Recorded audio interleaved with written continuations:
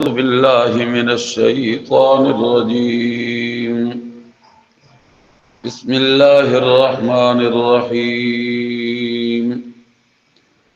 وإذ قلنا للملائكة اسجدوا لآدم فسجدوا إلا إبليس أبى واستكبر وكان من الكافرين. وقلنا يا آدم اسكن أنت وزوجك الجنة وكلا منها رغدا حيث شئتما ولا تقربا هذه الشجرة فتكونا من الظالمين.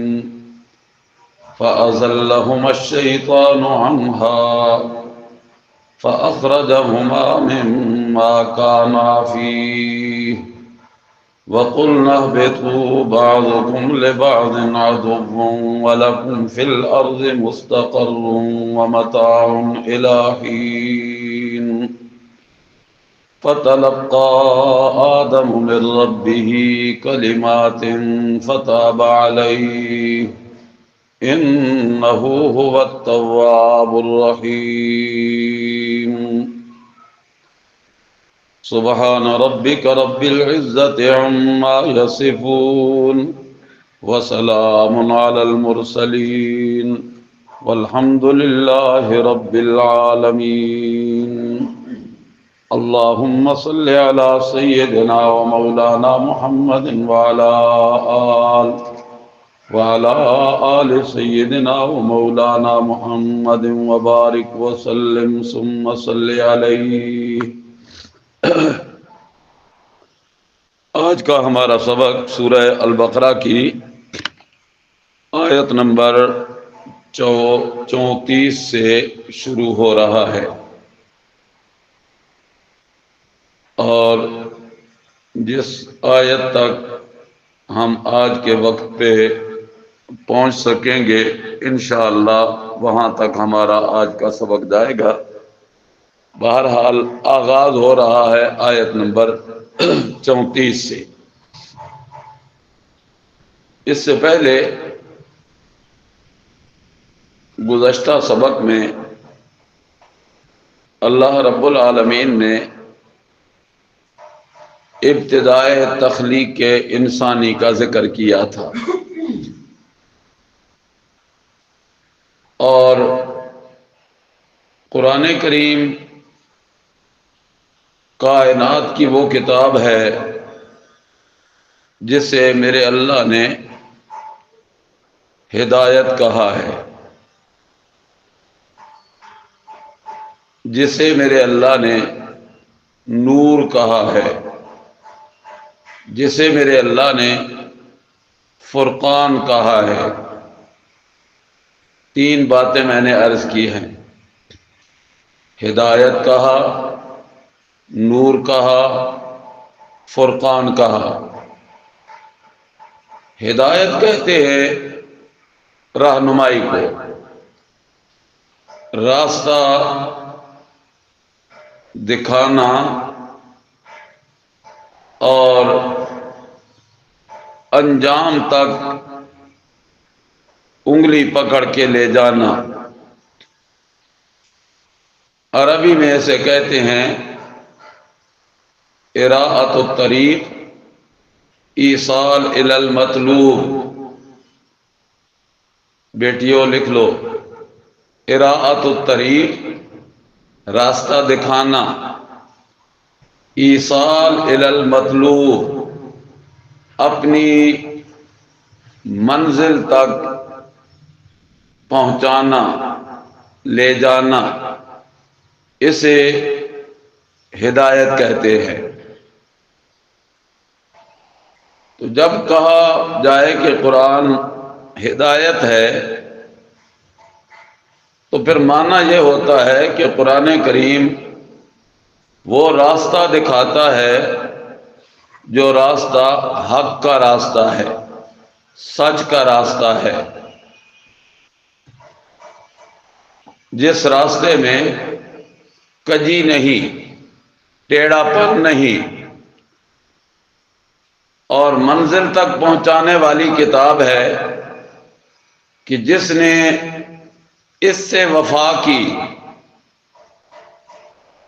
یہ اس سے یوں وفا نبھانے والی کتاب ہے کہ انشاءاللہ جنت میں داخلے کا ذریعہ بن جائے گی۔ دوسرا معنی کیا کہ یہ نور ہے، نیری روشنی ہے، اس سے ہٹ کر اگر کوئی شخص روشنی حاصل کرنے کی کوشش کرے اسے روشنی نہیں مل سکتی، اس لیے کہ روشنی کا منبع مرکز قرآن کریم ہے۔ تیسرا معنی بات بتلائی کہ یہ فرقان ہے۔ فرقان کا معنی ہوتا ہے فرق کرنے والی کتاب، حق اور باطل میں، سچ اور جھوٹ میں، غلط اور صحیح میں، جائز اور ناجائز میں، حرام اور حلال میں، اور فرق کرنے والی کتاب ہے توحید اور شرک میں، فرق بتلانے والی کتاب ہے سنت اور بدعت کا، فرق بتلانے والی کتاب ہے راہ حق اور رسم و رواج کا۔ جب میرے اللہ نے اسے ہدایت کہا تو پھر ہمارے لیے ہدایت کا ذریعہ دنیا کی کوئی کتاب نہیں ہو سکتی، اگر ہو سکتی ہے تو وہ قرآن کریم ہے۔ جب میرے اللہ نے اسے نور کہا تو پھر حقیقی روشنی، جس روشنی کے ذریعے انسان جنت میں پہنچتا ہے، وہ روشنی کہیں سے نہیں مل سکتی، اگر مل سکتی ہے تو قرآن کریم سے۔ جب اسے فرقان کہا تو سچ اور جھوٹ، حق اور باطل کو ہم نہیں پا سکتے جب تک کہ ہم قرآن کریم کے قریب نہ آئیں۔ اللہ ہمیں اس کا قرب، اس کی محبت، اس کی تلاوت، اس پہ سمجھنا اور اس پہ عمل کرنے کی اللہ ہمیں توفیق عطا فرمائے۔ شرک کرنے والوں کے تین نظریے تھے عقائد میں جو انتہائی بھیانک تھے۔ کچھ تو وہ تھے جو کہتے تھے کہ فرشتے عالم الغیب ہیں،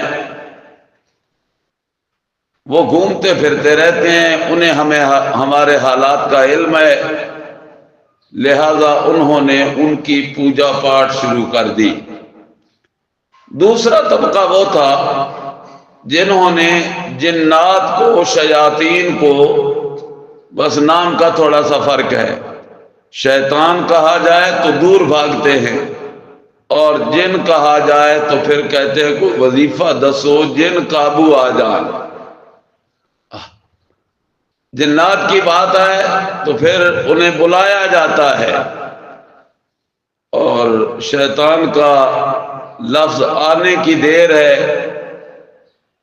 کہ چاہے کوئی اپنا ہے یا پرایا ہے وہ اس سے دور بھاگنے کی کوشش کرتا ہے، جبکہ یہ ابلیس اور یہ جو شیطان ہے یہ جنوں سے ہی ہے۔ اللہ نے خود قرآن کریم میں کہا کان من الجن ففسق عن امر ربہ، یہ جنوں سے تھا، اس نے اپنے رب کے حکموں کی نافرمانی تو اللہ نے اسے اپنے دربار سے دھدکار دیا۔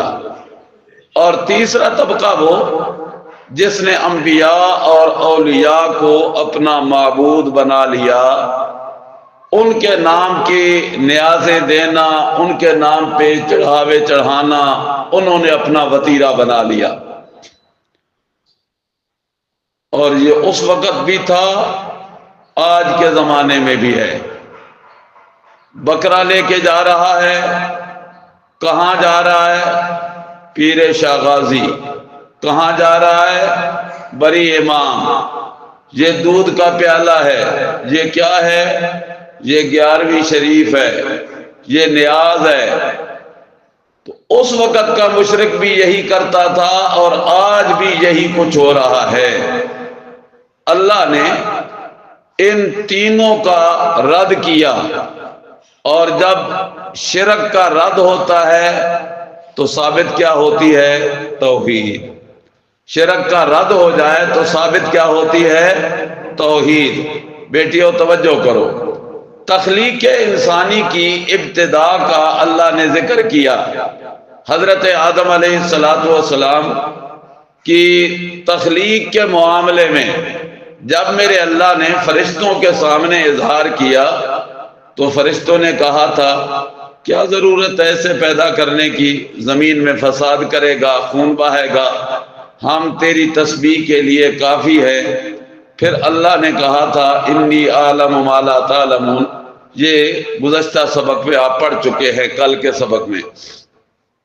اللہ نے حضرت آدم علیہ السلام کو کچھ چیزوں کے نام سکھائے۔ کیا مطلب؟ کہ حضرت آدم کی فطرت میں، جبلت میں، استعداد میں اللہ نے کچھ چیزوں کو سمجھنے کا مادہ رکھ دیا، جس کی میں نے کل مثال دی تھی کہ جانور کا بچہ پیدا ہونے کے بعد اب اس بچے کو اپنی غذا کی ضرورت ہے، وہ اپنی غذا کے لیے اٹھتا ہے، محنت کرتا ہے، تگ و دو کرتا ہے۔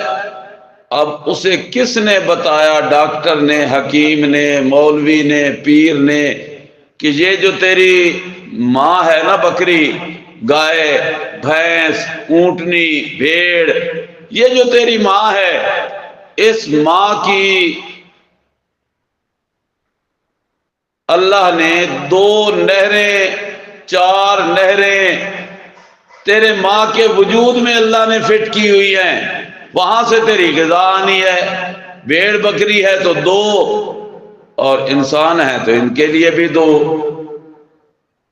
اونٹنی ہے، گائے ہے، ان کے لیے اللہ نے 4 نہریں جاری کر دی جن سے ان کو خوراک ملنی ہے۔ تو یہ کس نے ان کو بتایا کہ تیری خوراک کا یہاں انتظام ہے؟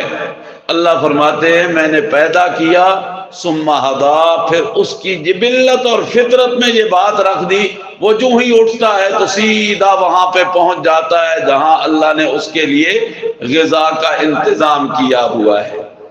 چھوٹا بچہ ہے معصوم، روتا ہے، بچی ہے معصومہ، روتی ہے۔ اب عورتیں تو ایک جیسی ہیں، ماں ہے، خالہ ہے، پھپھو ہے، دادی ہے، نانی ہے، بہن ہے، ساری عورتیں ہیں، لیکن وہ بچہ چپ اس وقت کرے گا جب ماں کی چھاتی کے ساتھ لگے گا، بچی چپ اس وقت کرے گی جب ماں کی چھاتی کے ساتھ لگے گی۔ پھپھو بھی قربان ہو رہی ہے، دادی بھی قربان ہو رہی ہے، نانی بھی قربان ہو رہی ہے، بہن بھی کہتی ہے میرا ویر چپ ہو جا۔ سارے اس کی منتیں کر رہے ہیں، ترلے کر رہے ہیں، لیکن بچے کو سکون تب ملے گا جب کس چھاتی سے لگے گا؟ ماں کی چھاتی سے۔ اب یہ اس بچے کو کس نے سکھایا؟ کسی ڈاکٹر نے، کسی حکیم نے، کسی مولوی نے، کسی پیر نے؟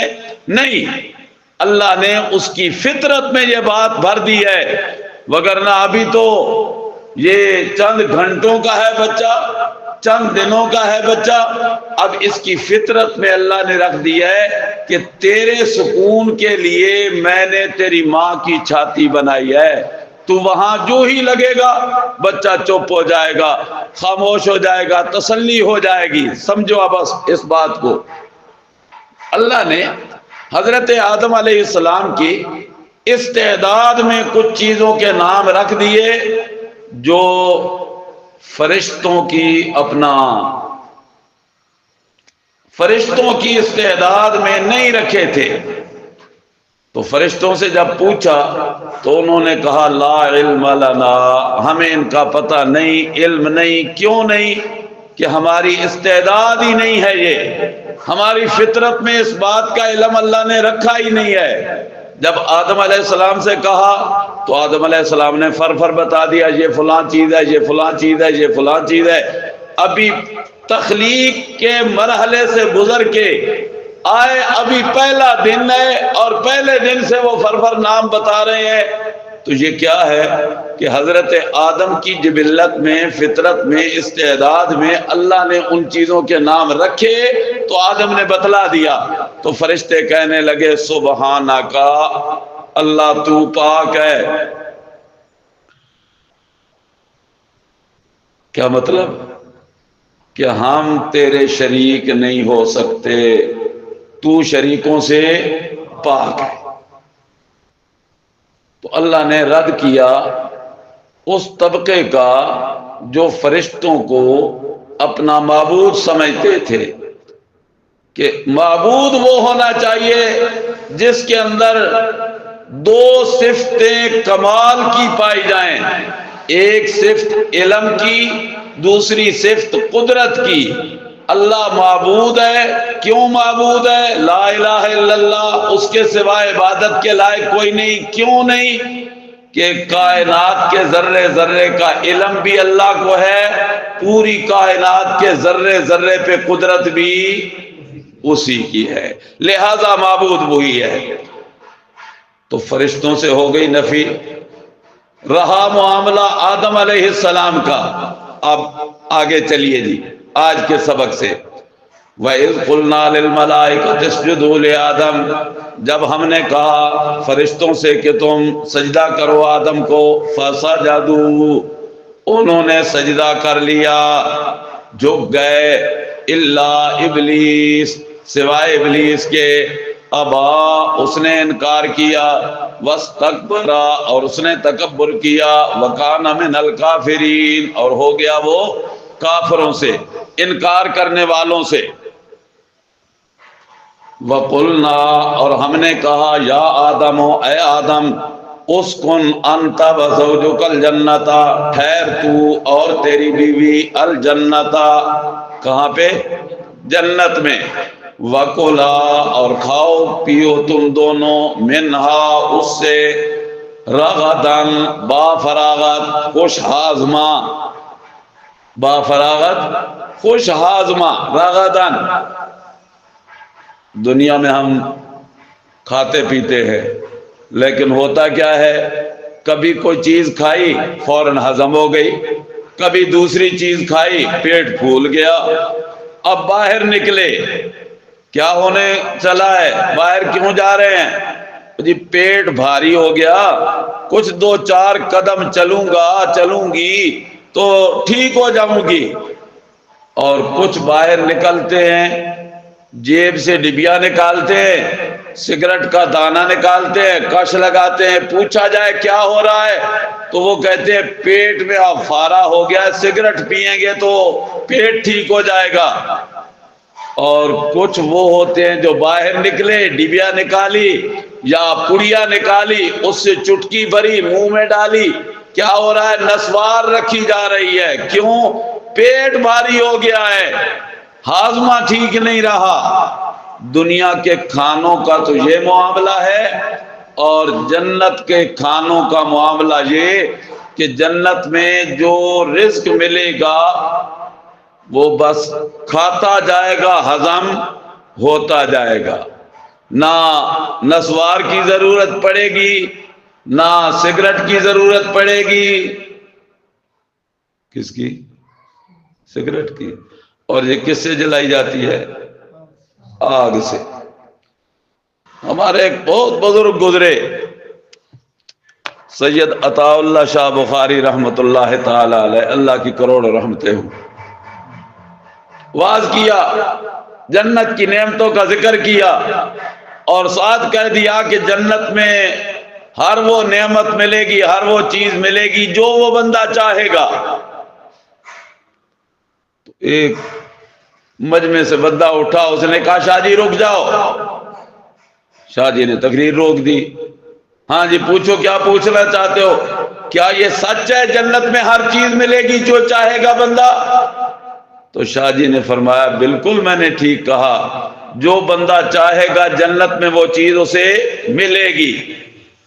تو اس نے کہا شاہ جی یہ بتاؤ جنت میں حقہ بھی ملے گا سگریٹ بھی ملے گی؟ شاہ جی نے فرمایا کیوں کیا ضرورت پڑ گئی؟ جی وہ حقہ پیئیں گے سگریٹ پیئیں گے. شاہ جی نے فرمایا وہ حقہ کس سے جلاتے ہو؟ جی آگ سے. سگریٹ کس سے جلاتے ہو؟ جی آگ سے. شاہ جی نے فرمایا بالکل ملے گا لیکن آگ لینے کے لیے جہنم میں جانا پڑے گا، اب تیاری کر لو. اگر وہاں جانا منظور ہے تو ٹھیک ہے اس سے مل جائے گا، اور اگر وہاں جانا منظور نہیں تو پھر اس کی ضرورت ہی نہیں ہوگی. جنت میں اللہ کی وہ نعمتیں جو حلال طیب ستھری ہے وہ ملے گی. فرمایا وَكُلَا مِنْهَا رَغَدًا، کھاؤ با فراغت خوش آزما، حیث شئتما، جہاں سے تم چاہو، وَلَا تَقْرَبَا هَذِهِ الشَّجَرَةَ، اور نہ قریب جانا تم اس درخت کے، فَتَكُونَا مِنَ الظَّالِمِينَ، وگرنہ ہو جاؤ گے ظالموں سے، ظلم کرنے والوں سے. توجہ کرو جی. اللہ نے فرشتوں کو کہا کہ تم سجدہ کرو کس کو؟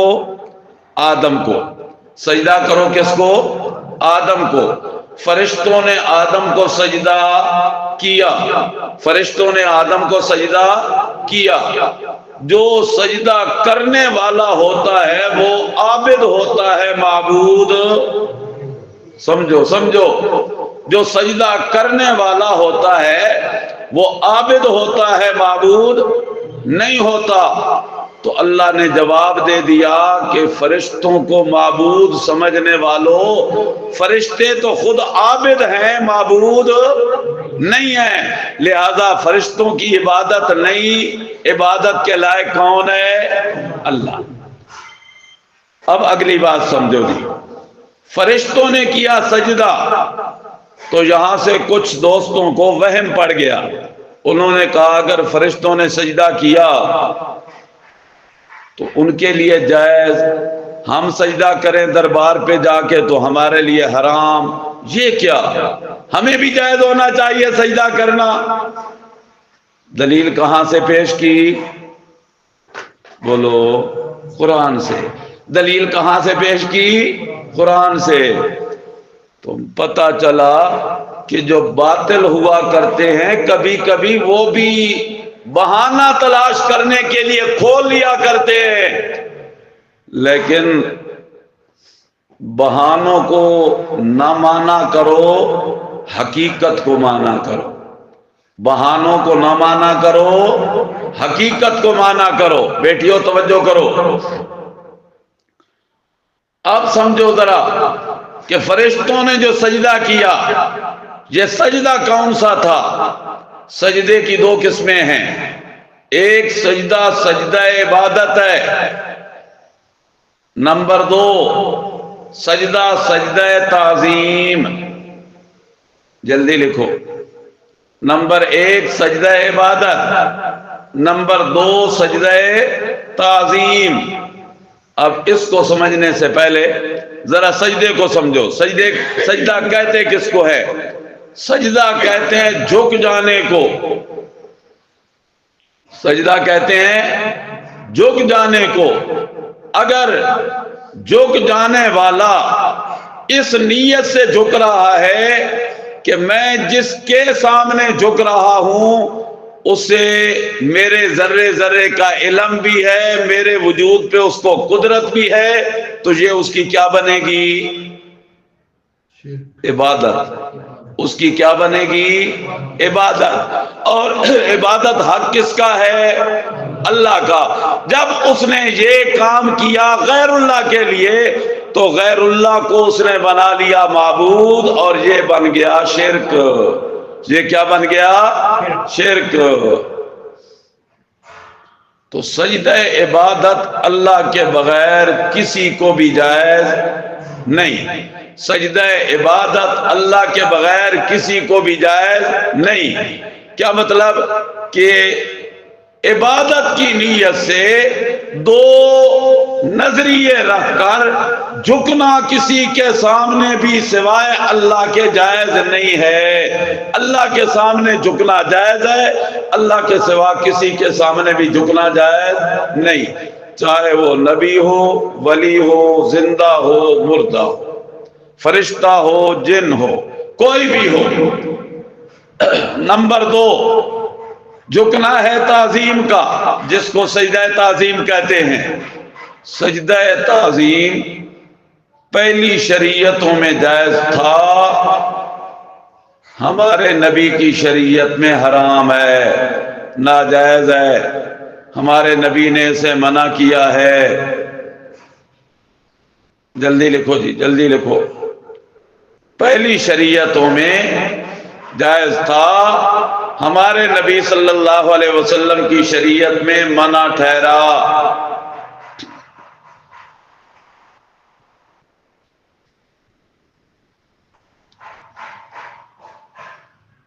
اور پہلی شریعتوں میں پھر مجھے حوالہ یاد آ گیا سید عطا اللہ شاہ بخاری رحمۃ اللہ علیہ کا۔ ان سے کسی نے پوچھا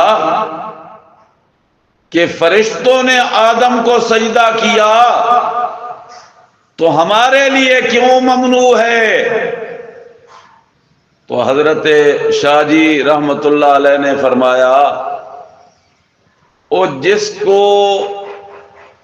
سجدہ کر رہے ہو، جس کے سامنے جھک رہے ہو، وہ کوئی پیر فقیر ہے یا حضرت آدم علیہ السلام ہے؟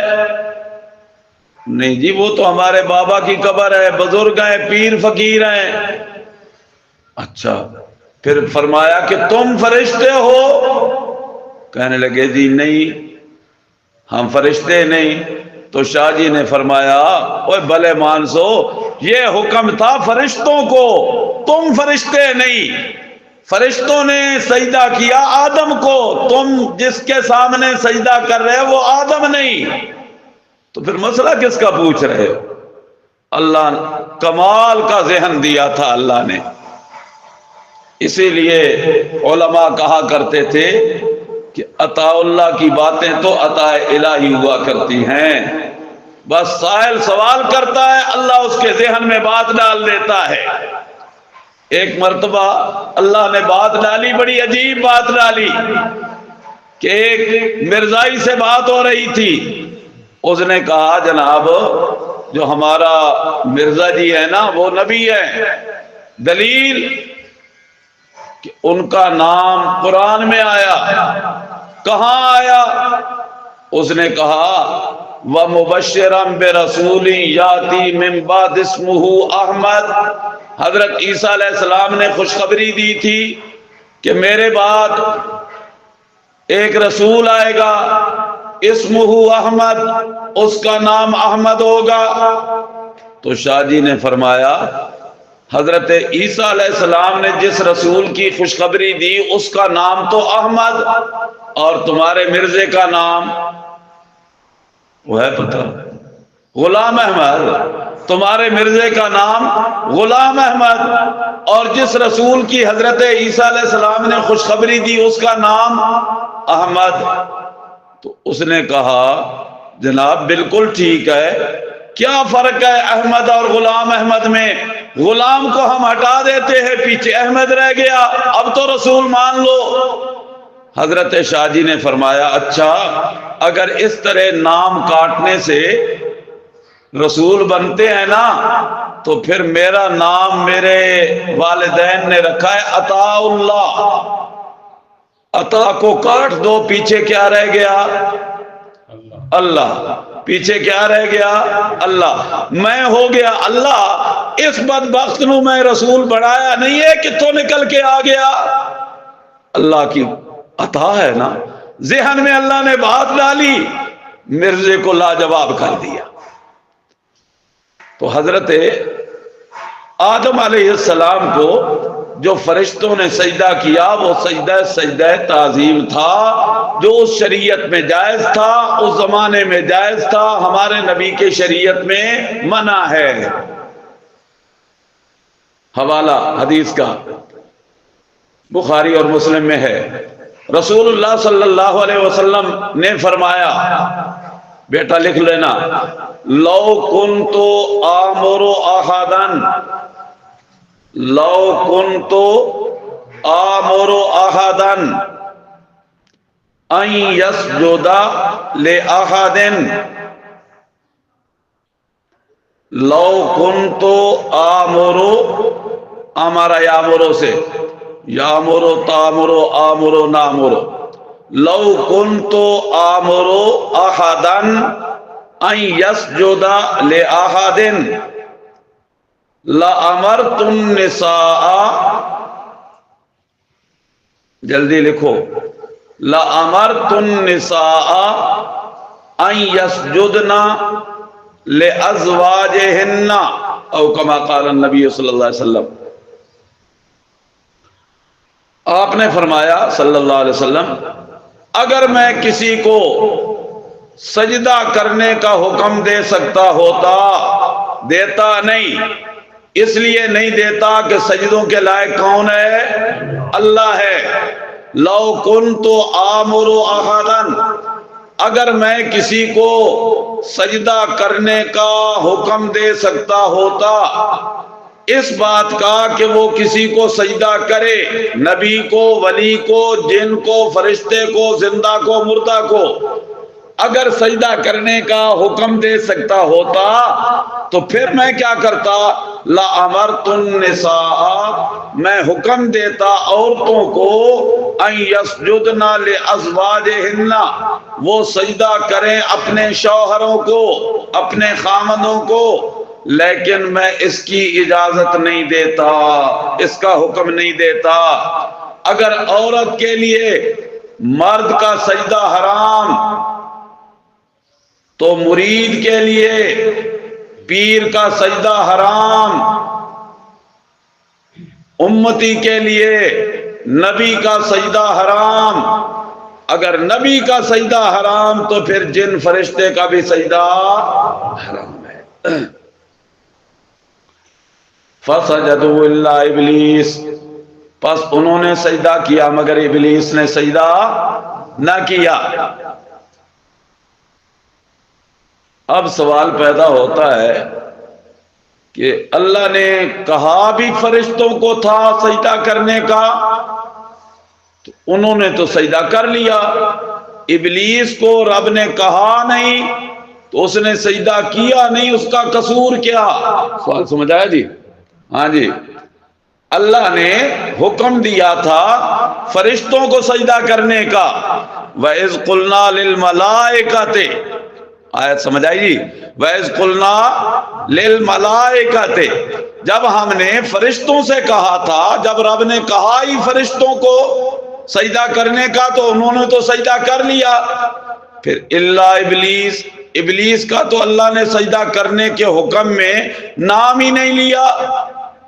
تو یہاں سے دیتے ہیں مغالطہ دینے والے کہ اس کو تو سجدہ کرنے کا حکم ملا ہی نہیں تھا، پھر اس نے اگر سجدہ نہیں کیا تو اس کا قصور کیا ہے؟ سوال سمجھ آ گیا جی؟ اب ذرا نکالو صفحہ نمبر 137، 137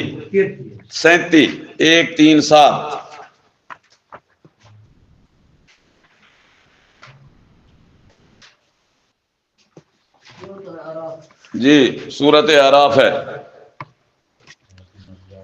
آیت نمبر 11، نیچے سے دیکھو،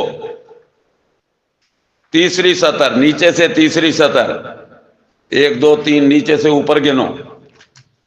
وَلَقَدْ خَلَقْنَاكُمْ ثُمَّ صَوَّرْنَاكُمْ ثُمَّ قُلْنَا لِلْمَلَائِكَةِ اسْجُدُوا لِآدَمَ، پھر ہم نے کہا سجدہ کرو، فرشتوں سے کہا کہ سجدہ کرو آدم کو، فسجدوا انہوں نے سجدہ کیا الا ابلیس مگر ابلیس نے سجدہ نہ کیا لم یکم من الساجدین نہ ہوا وہ سجدہ کرنے والوں سے قالا کہا اللہ نے کس سے ابلیس سے ما منعکا کس چیز نے تجھے روکا ما منعکا کس چیز نے تجھے روکا کس چیز سے اللہ تسجدا کہ تو نے سجدہ نہیں کیا تجھے کس چیز نے روکا تھا سجدہ کرنے سے اذ امرتو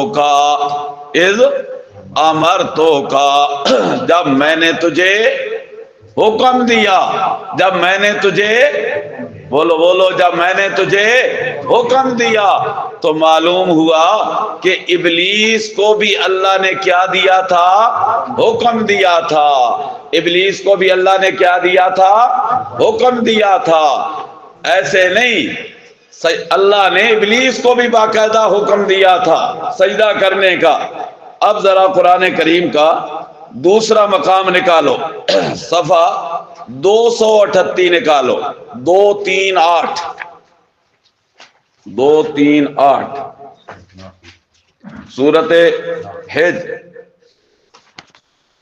سورت ہجر اللہ نیچے سے چھٹی سطر پہ ذرا غور کرو جی فسجد الملائکۃ کلہم اجمعون پس سجدہ کیا فرشتوں نے کلہم سب کے سب اجمعون اکٹھے پتہ چلا کہ اکٹھا سجدہ کرنا باعث برکت ہوتا ہے با جماعت نماز ادا کرنا فسجد الملائکۃ کلہم اجمعون پس سجدہ کیا فرشتوں نے سب کے سب اکٹھے ہو کر الا ابلیس مگر ابلیس نے سجدہ نہ کیا ابا اس نے انکار کر دیا کس چیز سے ان یکون مع الساجدین کہ وہ سجدہ کرنے والوں کے ساتھ ہو جائے اس سے ابلیس نے کیا کیا انکار اللہ نے حکم کیا تھا ابلیس کو بھی سجدہ کرنے کا مگر اس نے سجدہ کرنے والوں کے ساتھ ملنے سے کیا کر دیا انکار کر دیا اور کیا کہا لم اکن لاسجد لبشر میں بشر کو سجدہ نہیں کر سکتا میں بشر کو سجدہ نہیں کر سکتا آگے کٹ حجتیاں پیش کی کیوں نہیں کر سکتا خلقتہ من صلصال من حمأ مسنون اسے تو نے مٹی سے پیدا کیا بجتی ہوئی مٹی سے گارے سے بنایا میری شان اونچی ہے اس کی شان گھٹیا ہے پھر اب چلو 137 صفحے پہ پھر ذرا 137 صفحے پہ جہاں پہ ہم نے چھوڑا تھا ان دو صفوں پہ ہاتھ رکھنا ذرا 238 کو بھی ہاتھ پہ رکھنا 137 پہ چلو پھر نیچے سے دوسری سطر قالا اس نے کہا انا خیر منہ میں اس سے بہتر ہوں انا خیر منہ میں اس سے اور سمجھ بھی آ رہے کوئی نہیں قرآن مشکل ہے آسان ہے بولو تو صحیح اور جماعت والے دوستو تم بھی بول لو خیر ہے قرآن مشکل ہے آسان ہے آسان ہے ہاں سمجھنے والوں کے لیے بڑا آسان ہے وَلَقَدْ يَسَّرْنَا الْقُرْآنَ لِلذِّكْرِ فَهَلْ مِن مُدَّكِرٍ آج تجھے کہا جاتا ہے بادشاہو قرآن دے نیڑے نہ جاؤ مشکل کتاب ہے اس سے پہلے اردو والی کتابیں پڑھ لیا کرو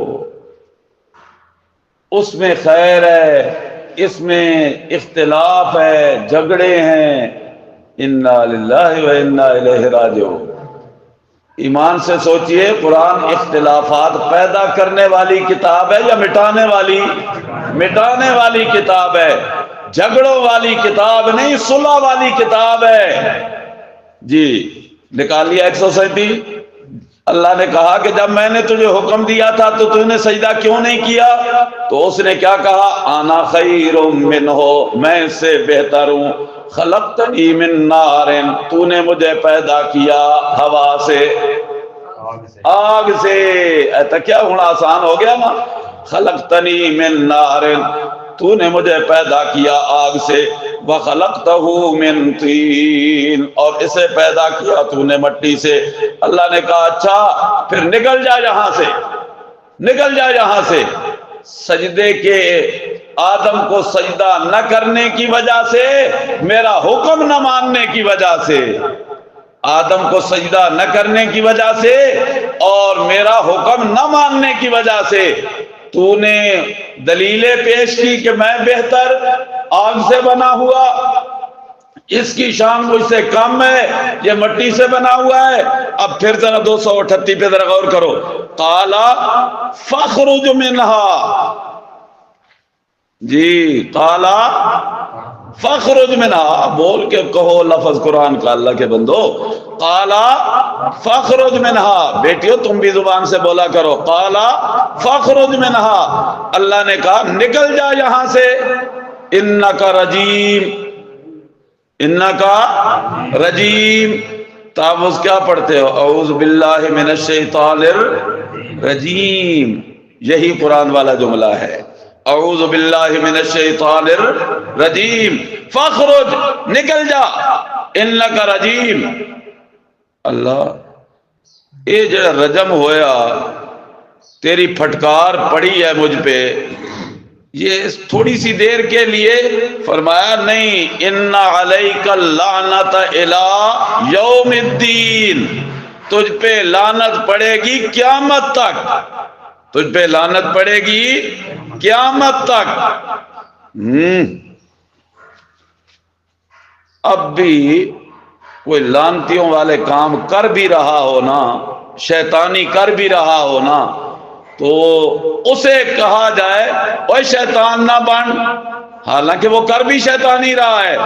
اسے کوئی کہے نا کہ شیطان نہ بن, تو وہ آگے سے کہتا ہو دفع کر یار, کس کا نام لیا ہے, وہ تو لعنتی ہے, وہ تو کیا ہے, لعنتی ہے.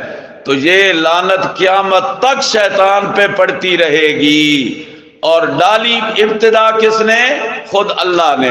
ان علیک اللعنۃ الی یوم الدین. چلو جی پہنچو اپنے مقام پہ. فسجدوا الا ابلیس, پس سجدہ کیا انہوں نے سوائے ابلیس کے. ابلیس نے سجدہ نہ کیا, ابا, اس نے انکار کر دیا. واستکبر, اور تکبر کیا. وکان من الکافرین, اور ہو گیا وہ کافروں سے, ہو گیا وہ کافروں سے. ذرا فسجدوا پہ پھر تھوڑا سا پھر غور کر لو, پھر آگے چلتے ہیں. سجدے کی کتنی قسمیں بتلائیں؟ 2, ایک سجدہ عبادت, دوسرا سجدہ تعظیمی. سجدہ عبادت تو کسی شریعت میں بھی جائز نہیں تھا. فرشتوں کا سجدہ سجدہ تعظیمی تھا, سجدہ سجدہ تعظیمی تھا, جو ان کے لیے جائز تھا, ہماری شریعت میں منع ہے. ہم حنفی ہیں, ہم حنفی ہیں, امام ابو حنیفہ رحمہ اللہ کے مقلد ہیں. حنفی فقہ کی فتوے کی بڑی کتاب بحر الرائق میں فتویٰ ہے کہ سجدہ تعظیمی بھی حرام ہے اور کرنے والا کفر کا مرتکب ہو جاتا ہے. حرام ہے اور کرنے والا کفر کا مرتکب ہو جاتا ہے.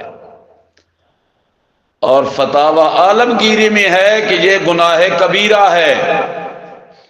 سجدہ تعظیمی بھی گناہ کبیرہ ہے. تو فرشتوں کا جو سجدہ تھا, یا خاص ان کے لیے یہ حکم تھا, یا یہ جو اسجدوا لآدم کی لام ہے, یہ لام بمانے الہ ہے, یہ لام بمانے الہ. بیٹیوں توجہ کرو, آپ نے عوامل النحو میں پڑھا ہے کہ کبھی کبھی لام الہ کا معنی دیتی ہے. شرح میت عامل میں آپ نے پڑھا لام کس کا معنی دیتی ہے؟ الہ کا. تو اب معنی کیا ہوگا؟ اسجدوا لآدم. جس طرح ہم سجدہ کرتے ہیں رخ کدھر ہوتا ہے؟ کعبہ کی طرف. رخ کدھر ہوتا ہے؟ تو ہمارا سجدہ کعبے کو ہوتا ہے یا رب کو ہوتا ہے؟ سجدہ رب کا ہے، جہت کعبے کی ہے. اللہ نے بھی کہا اسجدوا لآدم، اے فرشتو سجدہ تو میرا کرنا ہے مگر رخ آدم کی طرف کرنا ہے. سمجھے ہو؟ رخ کس کی طرف کرنا ہے؟ آدم کی طرف. اور سجدہ کس کا کرنا ہے؟ اللہ ہی کا. اب وہ اعتراض ہی ختم ہو گیا، سوال ہی ختم ہو گیا کہ فرشتوں نے جو آدم کو سجدہ کیا تو پھر ہمارے لیے کیوں ممنوع ہے؟ ہم بھی تو یہ جس کو سجدہ کر رہے ہیں وہ بھی آدم کی اولاد کا بڑا عظیم رکن ہے، ولی ہے، پیر ہے، نبی ہے، تو پھر ہونا چاہیے ہمارے لیے اجازت. تو لام بمانے الہ کر لو تو مانا جھگڑا ختم ہی ہو جاتا ہے. وَكَانَ مِنَ الْكَافِرِينَ. ابلیس نے جب انکار کیا تو ہو گیا وہ کافروں سے. اب کانا من الکافرین کو سمجھو جی. کانا ہو گیا کیا مطلب؟ اللہ کے علم میں پہلے ہی تھا. ذرا عقیدہ سمجھو. عقیدہ کیا ہونا چاہیے؟ کہ کائنات میں جو کچھ ہو رہا ہے یا ہوگا اللہ کے علم میں پہلے سے ہے. اللہ کے علم میں پہلے سے ہے. جو ہو رہا ہے وہ بھی اللہ کے علم میں ہے، جو ہوگا وہ بھی اللہ کے علم میں پہلے سے ہے. یہ نہیں کہ جب کوئی کام ہوتا ہے تو اللہ کے علم میں آتا ہے. وہ سمجھ آ رہی؟ اب ہم سبق پڑھ رہے ہیں. اب مجھے نہیں پتا تھا 10 بجے سے 2 منٹ پہلے بھی مجھے نہیں پتا تھا کہ آج میرے سبق میں کون کون آئے گا، کون کون بیٹھے گا، مجھے کوئی پتہ نہیں تھا. جب آپ آتے گئے بیٹھتے گئے میرے علم میں آتا گیا کہ اب فلاں بھی آ گیا، فلاں بھی سبق میں آ گیا، لیکن اس سے پہلے علم نہیں. اور اللہ جو کچھ ہو رہا ہے اس کو بھی جانتا ہے اور جو کچھ آئندہ ہوگا اس کو بھی جانتا ہے. اور اللہ کا علم قدیم ہے، اللہ خود قدیم، اللہ کا علم بھی قدیم ہے. میں حادث ہوں، آپ حادث ہیں، کائنات کی چیزیں حادث ہیں، ان کا علم بھی حادث ہے. اور اللہ قدیم تو اللہ کا علم بھی قدیم. کان من الکافرین، وہ ہو گیا کافروں سے. کیا مطلب؟ کہ اللہ کو تو پہلے ہی پتا تھا کہ میں نے سجدے کا حکم دینا ہے، فرشتوں نے سجدہ کرنا ہے اور اس نے سجدے کا انکار کرنا ہے. اور کیا بن جانا ہے؟ کافر. کیا بن جانا ہے؟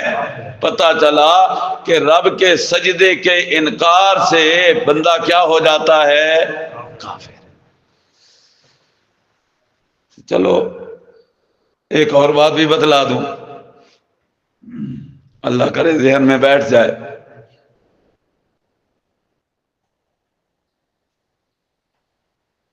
کفر 2 قسم ہوتا ہے.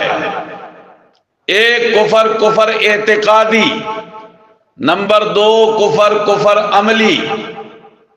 ایک کفر اعتقادی، دوسرا کفر عملی.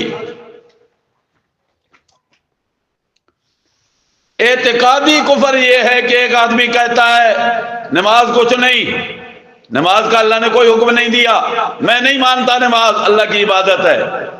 اس نے کیا کیا؟ کفر کیا، انکار کر دیا ہے. یہ کفر اعتقادی ہے. یہ بندہ کیا ہو گیا؟ عقیدتاً کافر ہو گیا ہے، اس نے سرے سے انکار کر دیا. دوسرا بندہ وہ کہتا ہے وہ کو نماز پڑھی ہے؟ نہیں جی پڑھی تو کدے نہیں، غلطی ہے میری، پڑھی کدے نہیں، پڑھیا او جی نہیں پڑھن ہوندی ساڑھے کول نماز. اس نے بھی نماز کا کیا کیا ہے؟ انکار. لیکن یہ انکار عملی انکار ہے، اس نے عملاً انکار کیا ہے نماز کا، اور پہلے نے کیا کیا تھا؟ انکار کیا تھا عقیدتاً، وہ اعتقادی کفر، یہ عملی کفر ہے۔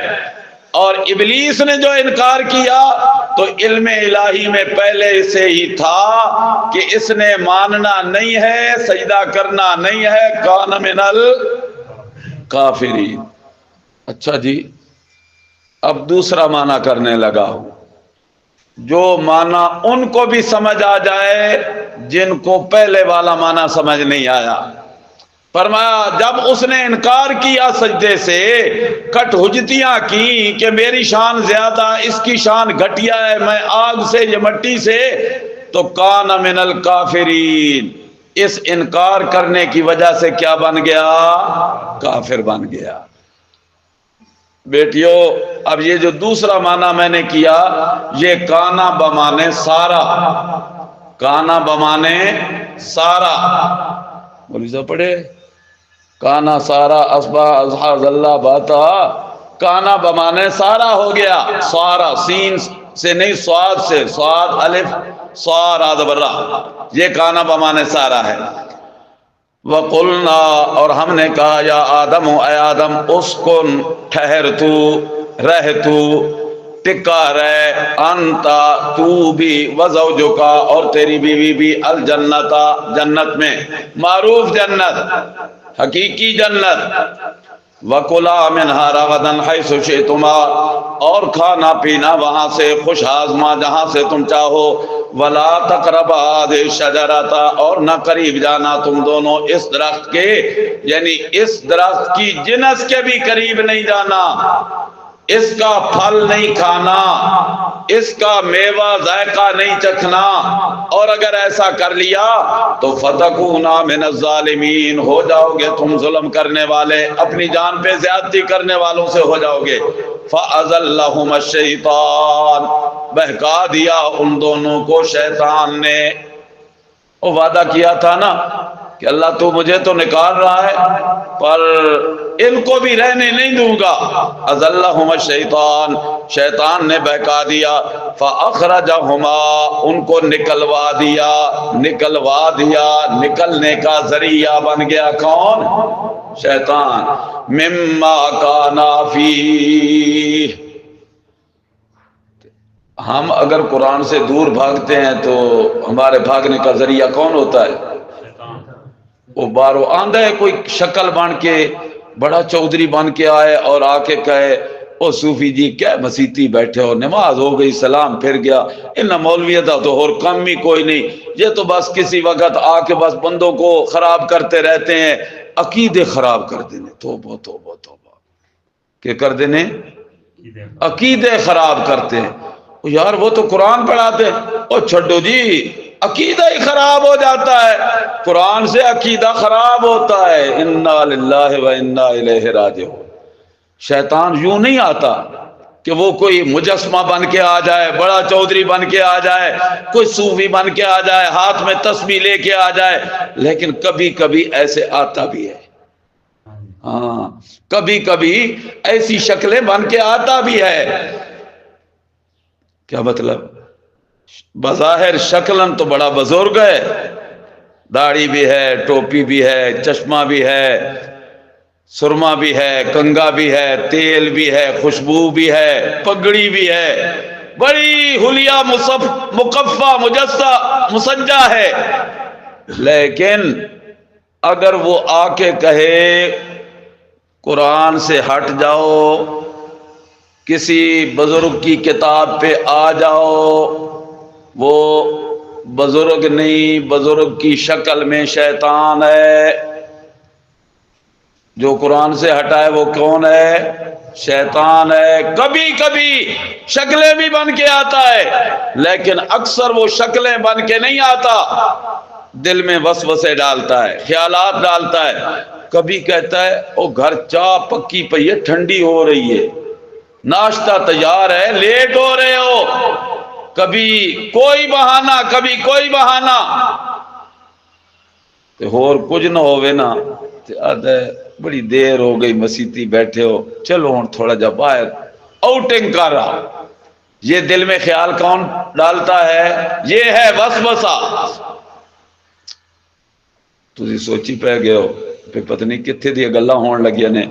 ذرا نکالو پارہ نمبر 8 وہی صفحہ 138 نکالو 138 پھر نکالو ذرا.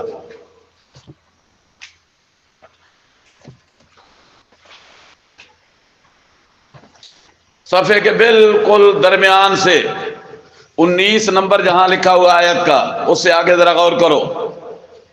فوسوس لہم الشیطان، پس وسوسہ ڈالا ان دونوں کے لیے شیطان نے. لیبدی لہما ما وری عنہما من سوآتہما وقالا، اور کہا اس نے ما نہاکما ربکما عن ہذہ الشجرہ، یہ جو تمہیں تمہارے رب نے کہا تھا نا لا تقربا ہذہ الشجرہ، اس درخت کے قریب نہ جاؤ.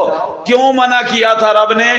اس لیے منع کیا تھا کہ الا ان تکونا ملکین او تکونا من الخالدین، الا ان تکونا من الملکین او تکونا من الخالدین.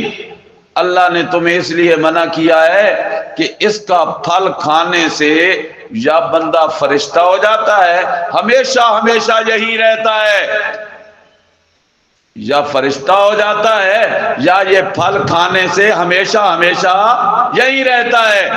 اچھا یہ بتاؤ اگر کسی کو وزیر اعظم کی طرف سے فون آ جائے اور وہ کہے کہ آؤ جلدی جلدی پہنچو اسلام آباد، یہ دوڑا دوڑا گیا، کپڑے درست کیے، اپنا حلیہ درست کیا اور دوڑا دوڑا گیا، کیا ہو رہا ہے؟ وزیر اعظم نے بلایا وہاں، وہ جو ہی وہاں گئے سلام دعا کے بعد وزیر اعظم نے ایک چابی نکالی اور چابی دے دی اور کہا کہ یہ جو وزیر اعظم ہاؤس کے ساتھ 2 منزلہ کوٹھی ہے نا، یہ کوٹھی تیری، بس میں نے تجھے دے دی اور یہ اس کا سرٹیفکیٹ بھی لے لے، میری حکومت رہے نہ رہے یہ کوٹھی تیرے لیے ہمیشہ ہمیشہ، کوئی حکومت بھی تجھ سے چھین نہیں سکتی. ایمانداری نال دسے ہو دل خوش ہو جائے گا یا مغموم ہو جائے گا؟ خوش ہو جائے گا. پھر دل کرے گا نا کہ میں ہمیشہ یہیں پہ ٹکا رہوں، پھر تو مرنے کے بھی دل نہیں کرے گا کہ موت مجھ پہ آ جائے. وہ کہے گا اب ٹھیک ہے اچھی بات ہے میں یہاں رہوں. تو اس نے بھی وسوسہ یہی ڈالا کہ او تکونا من الخالدین. اب پھر انسان کیوں نہ دل کرے؟ اللہ کریم فرماتے ہیں ساتھ اس نے یہ بھی کہا قاسمہما، قسمیں اٹھائیں، قسمیں اٹھائیں تاکہ یقین ہو جائے. کس بات کی قسم؟ انی لکما لمن الناصحین، انی لکما من الناصحین. صرف قسم اٹھا کے باور نہیں کرایا، قاسمہما، ان کو قسموں سے پورا پورا یقین دلوایا، باور کرایا. قاسم یقاسم باب مفعلہ ہے، بیٹیوں ذرا غور کرنا، باب مفعلہ ہے. اور خاصیت ابواب میں، خاصیت ابواب میں آ گیا کوئی ذہن شریف میں؟ خاصیت ابواب پڑھے ہے. خاصیت ابواب میں باب مفعلہ کا خاصہ ہے کہ دونوں طرف سے بات بن جاتی ہے، قسم بھی اٹھوائی اور ان سے وعدہ بھی لیا کہ انی لکما لمن الناصحین، میں تمہارا بڑا خیر خواہ ہوں، جو بات میں تمہیں بتلا رہا ہوں نا بالکل ٹھیک کہہ رہا ہوں، یا فرشتے ہو جاؤ گے یا یہاں پہ ہمیشہ رہو گے. تفسیر مدارک والے نے لکھا کہ ابلیس نے جو قسم اٹھائی نا تو حضرت آدم اور حضرت حوا نے تصدیق بھی کر دی. تفسیر مدارک والے نے لکھا یہ ہے قاسمہما با مفعلہ، فدلاہما بغرور، اور ان کو مائل کر لیا دھوکہ دے کر، مائل کر لیا دھوکہ دے کر، بغرور. پھر کیا ہوا؟ فلما ذاق الشجرۃ، جب دونوں نے چکھ لیا وہ درخت، اس کا پھل چکھ لیا تو بدت لہما سوآتہما، ان کے جسم جو ہے وہ ظاہر ہونے لگ گیا، کپڑے جنت والے اترنے لگ گئے، اب چلو اپنی جگہ پہ۔ فَأَزَلَّهُمَا الشَّيْطَانُ، پس بہکا لیا ان کو شیطان نے، فَأَخْرَجَهُمَا، پس نکلوا دیا ان کو، مما، اس جگہ سے کانا فیہ، جہاں وہ تھے، وَقُلْنَا، اور ہم نے کہا، اِہْبِطُوا، اتر جاؤ، جنت سے کہاں پہ چلے جاؤ؟ زمین پہ، بَعْضُكُمْ لِبَعْضٍ عَدُوٌّ، اب زمین پہ جاؤ گے تو پھر زمینی اثرات پیدا ہو جائیں گے۔ پہلے تھے جنت میں، جنت والے اثرات تھے، اب جاؤ زمین پہ، زمین والے اثرات آئیں گے۔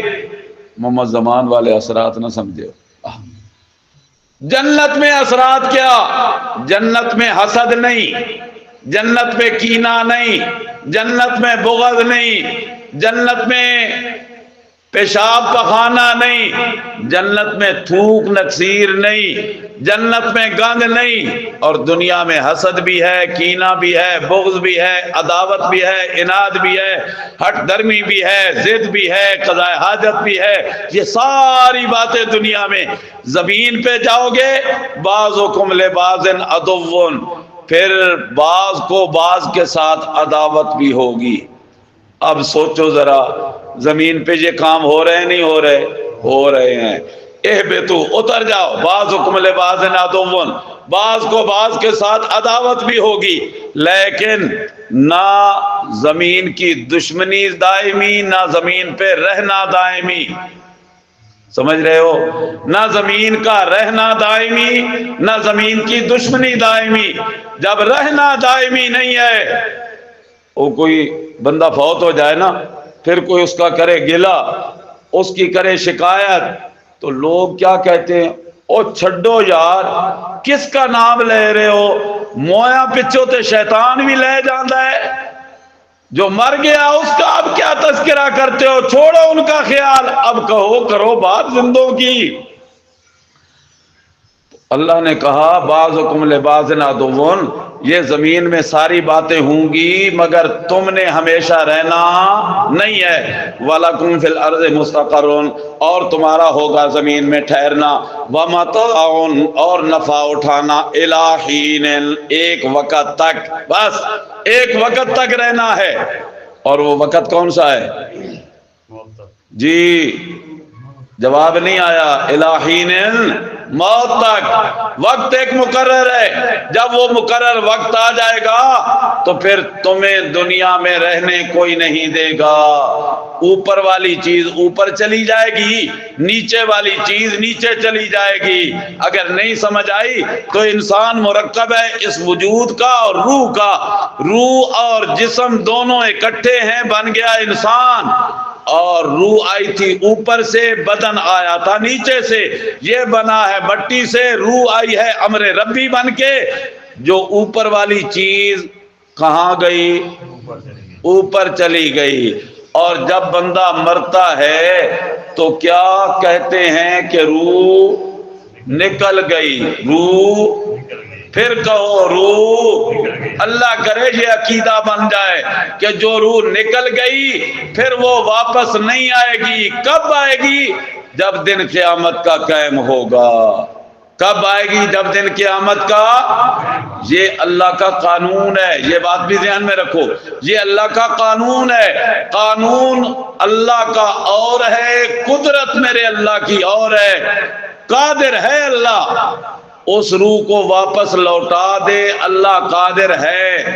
100 سال کے بعد حضرت عزیر علیہ السلام کی نکلی ہوئی روح کو اللہ نے واپس کیا، اللہ قادر ہے۔ بنی اسرائیل کے سرداروں کو موت کی آغوش میں پہنچا کر پھر اللہ نے زندہ کیا، اللہ قادر ہے۔ حضرت موسیٰ علیہ السلام جن بندوں کو لے کر طور پہ چلے گئے تھے ان کو اللہ نے موت دے دی تھی، پھر اللہ نے روح کو واپس لوٹایا، اللہ قادر ہے۔ اللہ کی قدرت اور ہے، قانون اللہ کا اور ہے۔ میں اور آپ اللہ کے قانون کے پابند ہیں، قدرت پہ ایمان ہے۔ سمجھ آئی؟ یہ جملہ ذرا ذہن میں رکھو، بیٹیوں نوٹ کر لو۔ اللہ کے قانون کے پابند ہیں، قدرت پہ ایمان ہے، قانون کے پابند ہیں، قدرت پہ ایمان ہے۔ وَمَتَاعٌ إِلَىٰ حِينٍ، اور نفع اٹھانا ہے ایک وقت تک، یعنی موت تک۔ فَتَلَقَّىٰ آدَمُ مِن رَبِّهِ کلمات، اب درمیان والا کتنا عرصہ گزرا؟ زمین پہ آدم علیہ السلام آ گئے، بڑا لمبا عرصہ گزرا، کسی نے لکھا 40 سال، کسی نے لکھا 200 سال، کسی نے لکھا 300 سال، اللہ عالم حقیقت ہو، اللہ ہی بہتر جانتے ہیں حقیقت کو۔ زیادہ سے زیادہ عرصہ لکھنے والوں نے 300 سال، کم سے کم لکھنے والوں نے 40 سال گزر گئے زمین پہ۔ حضرت آدم علیہ السلام کو لباس تھا جنت میں، وہ لباس اتر گیا، اب آ گئے زمین پہ۔ انسان کی فطرت میں ہے حیا، کیا ہے؟ حیا، انسان کی فطرت میں ہے حیا، مرد ہو عورتوں سے بھی حیا اور مردوں سے بھی حیا۔ میری بیٹیوں ذرا توجہ سے سنیے گا، مرد ہو عورتوں سے بھی حیا، مردوں سے بھی حیا، عورتوں کو بھی مردوں سے بھی حیا ہونا چاہیے، عورتوں سے بھی حیا ہونا چاہیے۔ ایسے نہیں ہونا چاہیے کہ عورت عورت کے سامنے بالکل الف ہو کے بیٹھ جائے، نہ، عورت کو مرد سے بھی حیا، عورت کو عورت سے بھی حیا، جس طرح مرد کو عورت سے حیا، مرد کو مرد سے بھی حیا۔ یہ الگ بات ہے کہ آج معاشرے میں اسلام آباد کی سڑکوں پہ جلوس نکلتے ہیں اور 14 فروری کو ویلنٹائن ڈے منایا جاتا ہے، حالانکہ اللہ بے حیائی سے منع کرتا ہے، حیا کا سبق دیتا ہے۔ اللہ کے نبی ایک نہیں 1.25 لاکھ نبی بے حیائی سے منع کرتے تھے، حیا کا سبق دیتے تھے۔ قرآن کی تعلیم بھی یہی، نبی کے فرمان کی تعلیم بھی یہی، حیادار انسان کی تعلیم بھی یہی ہے۔ اللہ کرے یہ بات سمجھ آ جائے۔ حیا فطرت انسانی ہے۔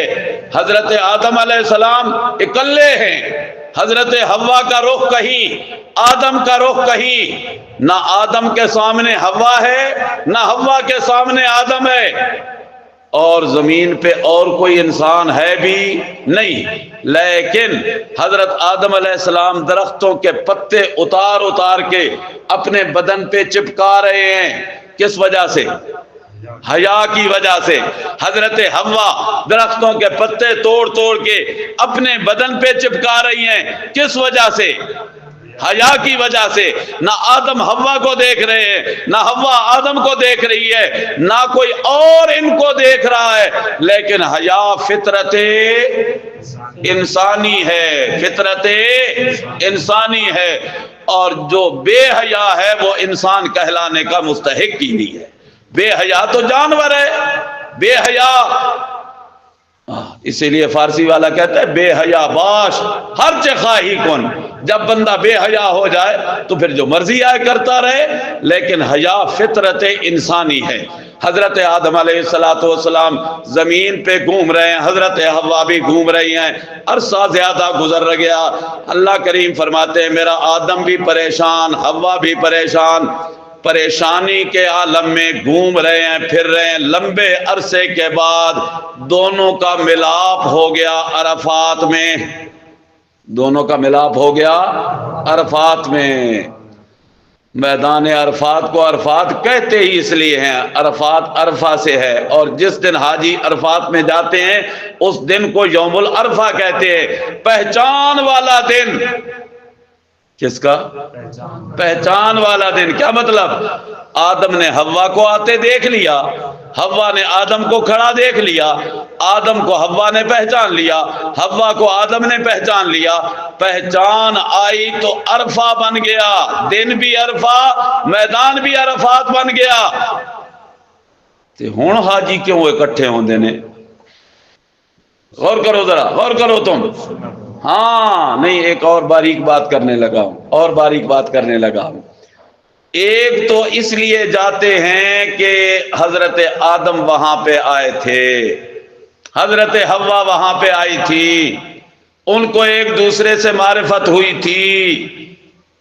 دوسری وجہ اور حقیقی وجہ کہ اب ہم وہاں پہ اس لیے جاتے ہیں کہ حضرت آدم حضرت حوا کو رب کی حقیقی معرفت ملی، توبہ کی، توبہ قبول ہوئی، ہم بھی سچے رب کی معرفت حاصل کریں گے، توبہ کریں گے، اللہ ہماری توبہ بھی قبول کرے گا۔ اس نیت سے جاتے ہیں میدان عرفات میں۔ فَتَلَقَّى آدَمُ مِن رَبِّهِ كَلِمَاتٍ، پھر سیکھ لیے آدم علیہ السلام نے اپنے رب سے کچھ کلمے۔ اپنے رب سے حضرت آدم نے کیا سیکھ لیے؟ کچھ کلمے سیکھ لیے۔ وہ کلمے کیا تھے؟ کسی لکھنے والے نے لکھا کہ حضرت آدم علیہ السلام عرصے کے بعد یاد آیا، 40 سال بعد، 300 سال بعد، اوہو ایک گل میں بھولیا سا، وہ بات ذرا یاد کی کہ جب جنت میں ہوا کرتا تھا، ذرا توجہ کرنا۔ اور میرے بھائیوں، بڑے محبت سے یہ جملہ تم بھی اپنی کتاب سے لوگوں کو سناتے ہو کہ عرش کے اوپر لکھا ہوا تھا ایک کلمہ، لا الہ الا اللہ محمد الرسول اللہ۔ آدم علیہ السلام نے کہا، اللہ یہ لا الہ الا اللہ تو میں سمجھ گیا، یہ محمد الرسول اللہ جو تیرے نام کے ساتھ نام لکھا ہوا تھا یہ کون ہے؟ اللہ نے کہا، آدم یہ تیری اولاد میں سب سے زیادہ شان والا محمد ہے صلی اللہ علیہ وسلم۔ حضرت آدم علیہ السلام نے کہا، اللہ پھر واسطہ ہی محمد کریم دا تو مجھے معاف کر دے۔ اللہ نے معاف کر دیا۔ لکھا ہوا ہے کتابوں میں، پڑھا جا رہا ہے کتابوں میں، اور پڑھنے والے ماشاء اللہ بارش، اپنے وقت کی قربانیاں دینے والے۔ کسی نے کہا حضرت آدم علیہ السلام جو ہی حضرت حوا کو دیکھا نا، آپس میں ایک دوسرے سے ملے، وہاں ایک پنجہ نمودار ہوا۔ کیا نمودار ہوا؟ پنجہ، وہ جو آج مکانوں کی چھتوں پہ ہوتا ہے۔ غریب ہے تو لکڑی کا بنایا ہوا، امیر ہے تو پترے کا بنایا ہوا، اور امیر ہے تو چاندی کا بنا دیا، اور پیسہ زیادہ ہوا تو سونے کا پنجہ بنا دیا۔ پنجہ ظاہر ہوا۔ آدم علیہ السلام نے کہا، یہ کیا اللہ، یہ کیا ہے؟ اللہ نے کہا، آدم یہ وہی ہے جس کے ذریعے تجھے معافی مل سکتی ہے۔ تو آدم علیہ السلام نے کہا، اللہ واسطہ ہی ان اس پنجے دا۔ سمجھ رہے ہو؟ ہاں، اللہ نے معاف کر دیا۔ تیسرا آیا، اس نے کہا، نہیں، لی خمسۃ اطفی بہا حر الوباء الحاتمہ المصطفیٰ والمرتضیٰ وابناہما الفاطمہ۔ حضرت آدم علیہ السلام نے 5 تن پاک دا حوالہ دیتا، محمد کریم جی 1، حضرت علی جی 2، حضرت حسن جی 3، حضرت حسین جی 4، حضرت فاطمہ جی 5۔ 5 تن پاک دا واسطہ دیتا تے توبہ قبول ہو گئی۔ اب آؤ اللہ کا قرآن کیا کہتا ہے، وہ تو دیکھ لیے نا، سن لیے۔ اب ذرا آؤ اللہ کے قرآن پہ کہ قرآن کیا کہتا ہے۔ رب کا قرآن کہتا ہے، فَتَلَقَّى آدم من ربہ کلمات، پھر سیکھ لیے آدم نے، لے لیے آدم نے۔ تلقی کہتے ہیں کسی سے کوئی چیز لینا منتے کر کر، حاجی صاحب مہربانی تہاڈی، اے میں دے دو۔ حاجی صاحب کہتے ہیں نہیں دیتا، یہ میری چیز ہے۔ پھر میں کہتا ہوں مہربانی تہاڈی، مہربانی، مہربانی کرو۔ منتے کرنا، زاریاں کرنا، التجائیں کرنا۔ فتلقى آدم من ربہ، حضرت آدم نے منتیں کی، زاریاں کی، التجائیں کی، درخواستیں دی، دعائیں کی، اللہ سے مانگتے رہے۔ لیکن کام نہیں بن رہا۔ اللہ اب تو بتا کیسے راضی ہوگا؟ اللہ نے کہا چل پھر میں تجھے کچھ کلمے دیتا ہوں، وہ کلمے پیش کر، میں راضی ہو جاؤں گا۔ فتلقى آدم من ربہ کلمات، پھر چلو صفحہ 138 پہ۔ سبحان اللہ، یہ 138 آج سانو پکڑ کے بہ گیا۔ اسی 138 صفحے پہ جاؤ جی۔ صفحہ ختم ہی ہو رہا ہے، چلو بات بھی آج ختم ہو رہی ہے، پھر آگے انشاءاللہ چلیں گے۔ نیچے سے آخری سطر پہ ذرا غور کرو۔ قالا، کہا ان دو نے، کہا ان دو نے، توجہ کرو۔ قالا تثنیہ کا صیغہ ہے، قالا واحد، قالا تثنیہ۔ تھے کتنے؟ او بولو کتنے تھے؟ دو، ایک آدم دوسرے حوا، تھے بھی دونوں، ابھی اولاد ان کی ہوئی نہیں۔ قالا، کہا ان دونوں نے، ربنا ظلمنا انفسنا وان لم تغفر لنا وترحمنا لنکونن من الخاسرین۔ معنی نہیں کر رہا، بس دعا دکھانی تھی۔ یہ وہ کلمے ہیں جو حضرت آدم نے اللہ سے سیکھے، اللہ سے لیے، پھر اللہ کے دربار میں پیش کیے، اللہ نے توبہ قبول کر لی، اللہ نے توبہ قبول کر لی۔ چلو جی، فتلقى آدم من ربہ کلمات۔ اب میرا آپ سے ایک سوال ہے کہ حضرت آدم علیہ السلام کی توبہ قبول ہونے کا ذریعہ پنجتن پاک بنے، پنجہ بنا، یا وہ عرش کا کلمہ بنا، یا قرآن کی آیت بنی؟ قرآن کی آیت بنی۔ عقیدہ درست ہونا چاہیے، خرابیوں کے میں مبتلا نہیں ہونا چاہیے کہ یہ کسی بزرگ نے لکھ دیا، بڑے شیخ الحدیث نے لکھ دیا۔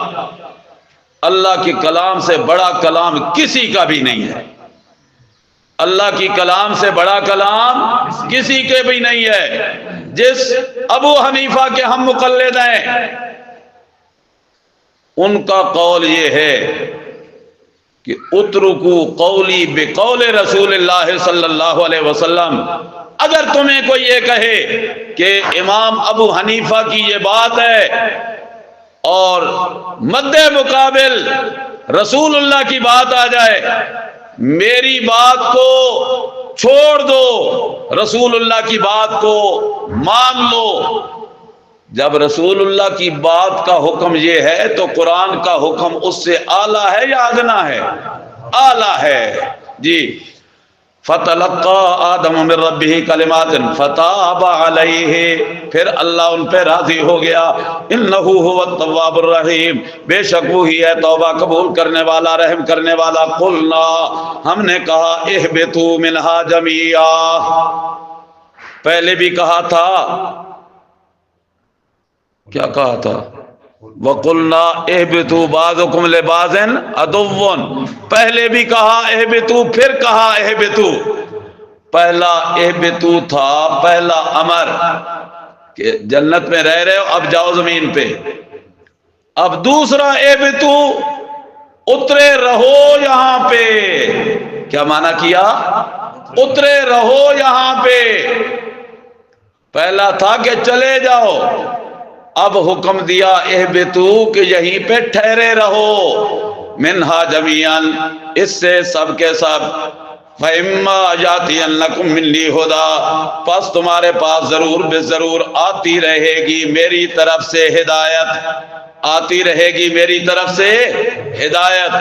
اور ہدایت پہلی امتوں میں، پہلے انسانوں پہ، پہلے نبیوں پہ، کبھی تورات، کبھی زبور، کبھی انجیل، کبھی صحیفے۔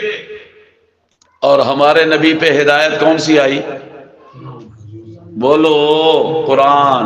ہمارے نبی پہ ہدایت کون سی آئی؟ ذالک الکتاب لا ریب فیہ ھدی للمتقین، ذالک الکتاب لا ریب فیہ ھدی للمتقین۔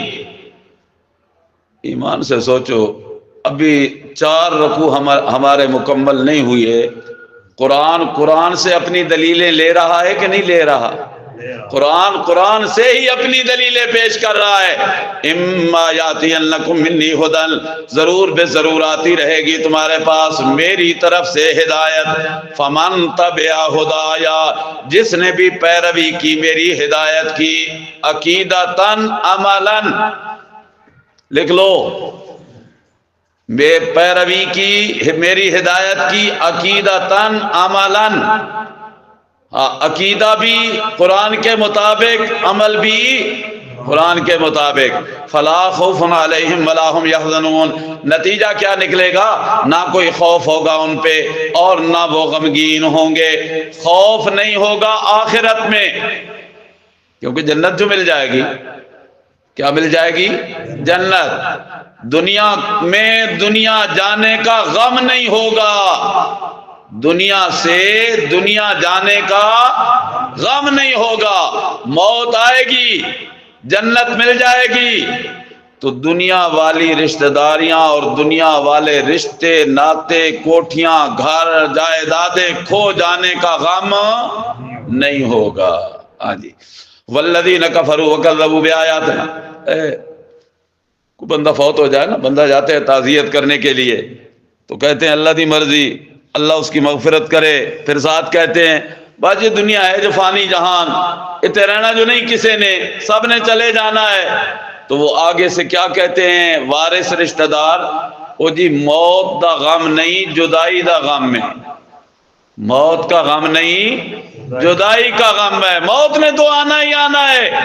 دکھ اس بات پہ ہے کہ آج وہ چہرہ مجھے نظر نہیں آتا جو پہلے نظر آتا تھا، آج وہ باتیں نہیں ملتی جو پہلے ملا کرتی تھی. اللہ فرماتے ہیں جو میری ہدایت کو مان کے آئے گا نا، تو جب اس کی موت آ جائے گی، چلا جائے گا دنیا چھوڑ کے، تو دنیا چھوٹ جانے کا اسے غم بھی نہیں ہوگا. لا خوف علیہم ولا هم یحزنون. والذین کفروا وکذبوا بآیاتنا، اور وہ لوگ جنہوں نے انکار کیا اور جھٹلایا ہماری آیتوں کو، اولئک اصحاب النار، یہی لوگ ہیں جہنم والے، ہم فیہا خالدون، وہ اس میں سدا سدا رہیں گے. والذین کفروا، جنہوں نے کیا کیا؟ انکار. وکذبوا، اور تکذیب، جھٹلایا. اب دونوں لفظ قریب المعنی ہیں، کذبوا، کفروا، کفروا، کذبوا، قریب المعنی ہیں. فرق سمجھو جی. والذین کفروا، جنہوں نے انکار کیا دل سے، انکار کیا دل سے. وکذبوا، اور انکار کیا زبان سے، انکار کیا زبان سے. دل کا منکر کافر، زبان کا منکر مکذب، تکذیب کرنے والا، جھٹلانے والا، دونوں کے لیے. اولئک اصحاب النار ہم فیہا خالدون. یا بنی اسرائیل، چلو جی توجہ کرو ذرا. پہلے عمومی حکم تھا، اب خصوصی حکم ہو رہا ہے بنی اسرائیل کو. عمومی حکم کیا تھا؟ یا ایھا الناس اعبدوا ربکم. ذرا دیکھو پچھلے صفحے پہ، پچھلے صفحے پہ دیکھو، صفحہ 5 پہ اوپر عمومی حکم تھا، یا ایھا الناس اعبدوا ربکم، او انسانوں عبادت کرو تم اپنے، او بولا کرو سبحان اللہ. اور گلاں سنانے والی ہوندیاں نے، آدمی سر جا کے سندا رہے، سندا رہے، سندا رہے، اکھا بند کر کے بیٹھا رہے. قرآن اکھا کھول کے بول کے، یا ایھا الناس، او انسانوں، اعبدوا ربکم، عبادت کرو تم اپنے رب کی. سب کو رب نے حکم دیا، جو انسان ہے سب کو. اب آیا یا بنی اسرائیل، خاص خطاب ہے میرے اللہ کا بنی اسرائیل کو. کیا خطاب ہے؟ اذکروا نعمتی التی انعمت علیکم. یہاں سے بیٹیے لکھ لو، اللہ تعالی 8 حکم دے رہے ہیں اور 4 چیزوں سے منع کر رہے ہیں. 8 اوامر، 4 نواہی. 8 اوامر، 4 نواہی.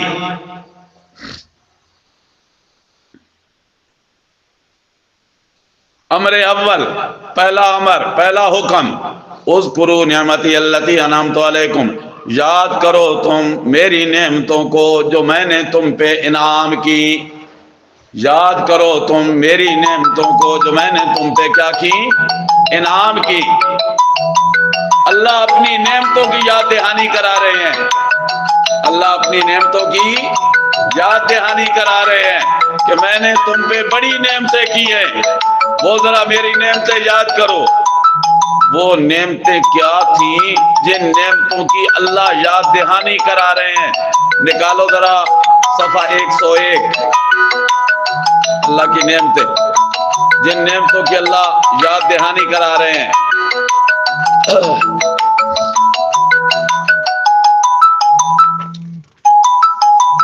اور رکوع شروع ہو رہا ہے، آیت نمبر 19 ختم، آیت نمبر 20 شروع ہو رہی ہے 101 صفحے پہ۔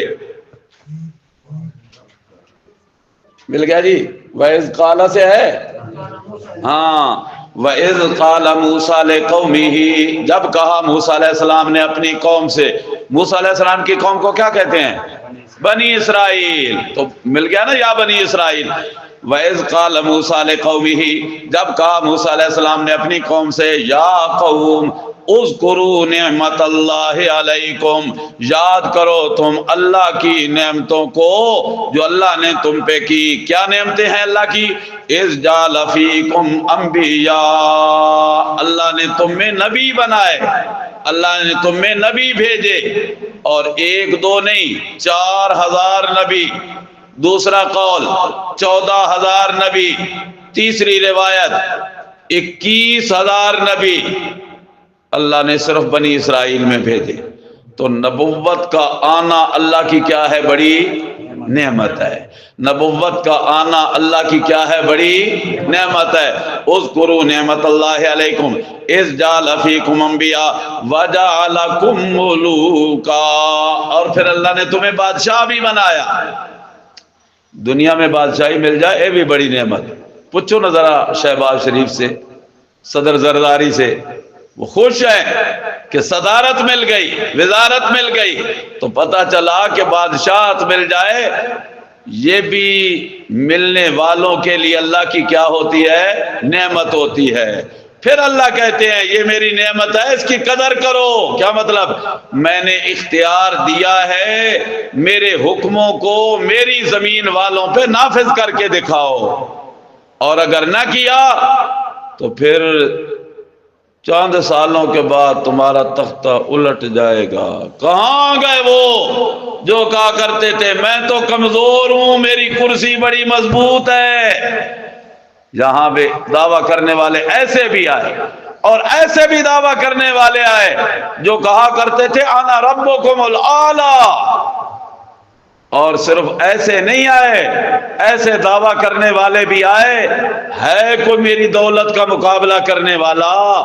کون ہے میری دولت کے مقابل میں آنے والا؟ ایسے بھی آئے، تو انہوں نے ناشکری کی تو پکڑے گئے، اور جس نے اپنی دولت والی نعمت کی قدر کی اسے میرے رب نے صدیق اکبر بنا دیا، اسے میرے رب نے عبد الرحمن بن عوف بنا دیا، اسے میرے رب نے عثمان بن عفان بنا دیا۔ سبحان اللہ، سبحان اللہ، سبحان اللہ۔ اللہ نعمتیں دے تو اللہ نعمتوں کی قدر کرنے کی توفیق بھی دے۔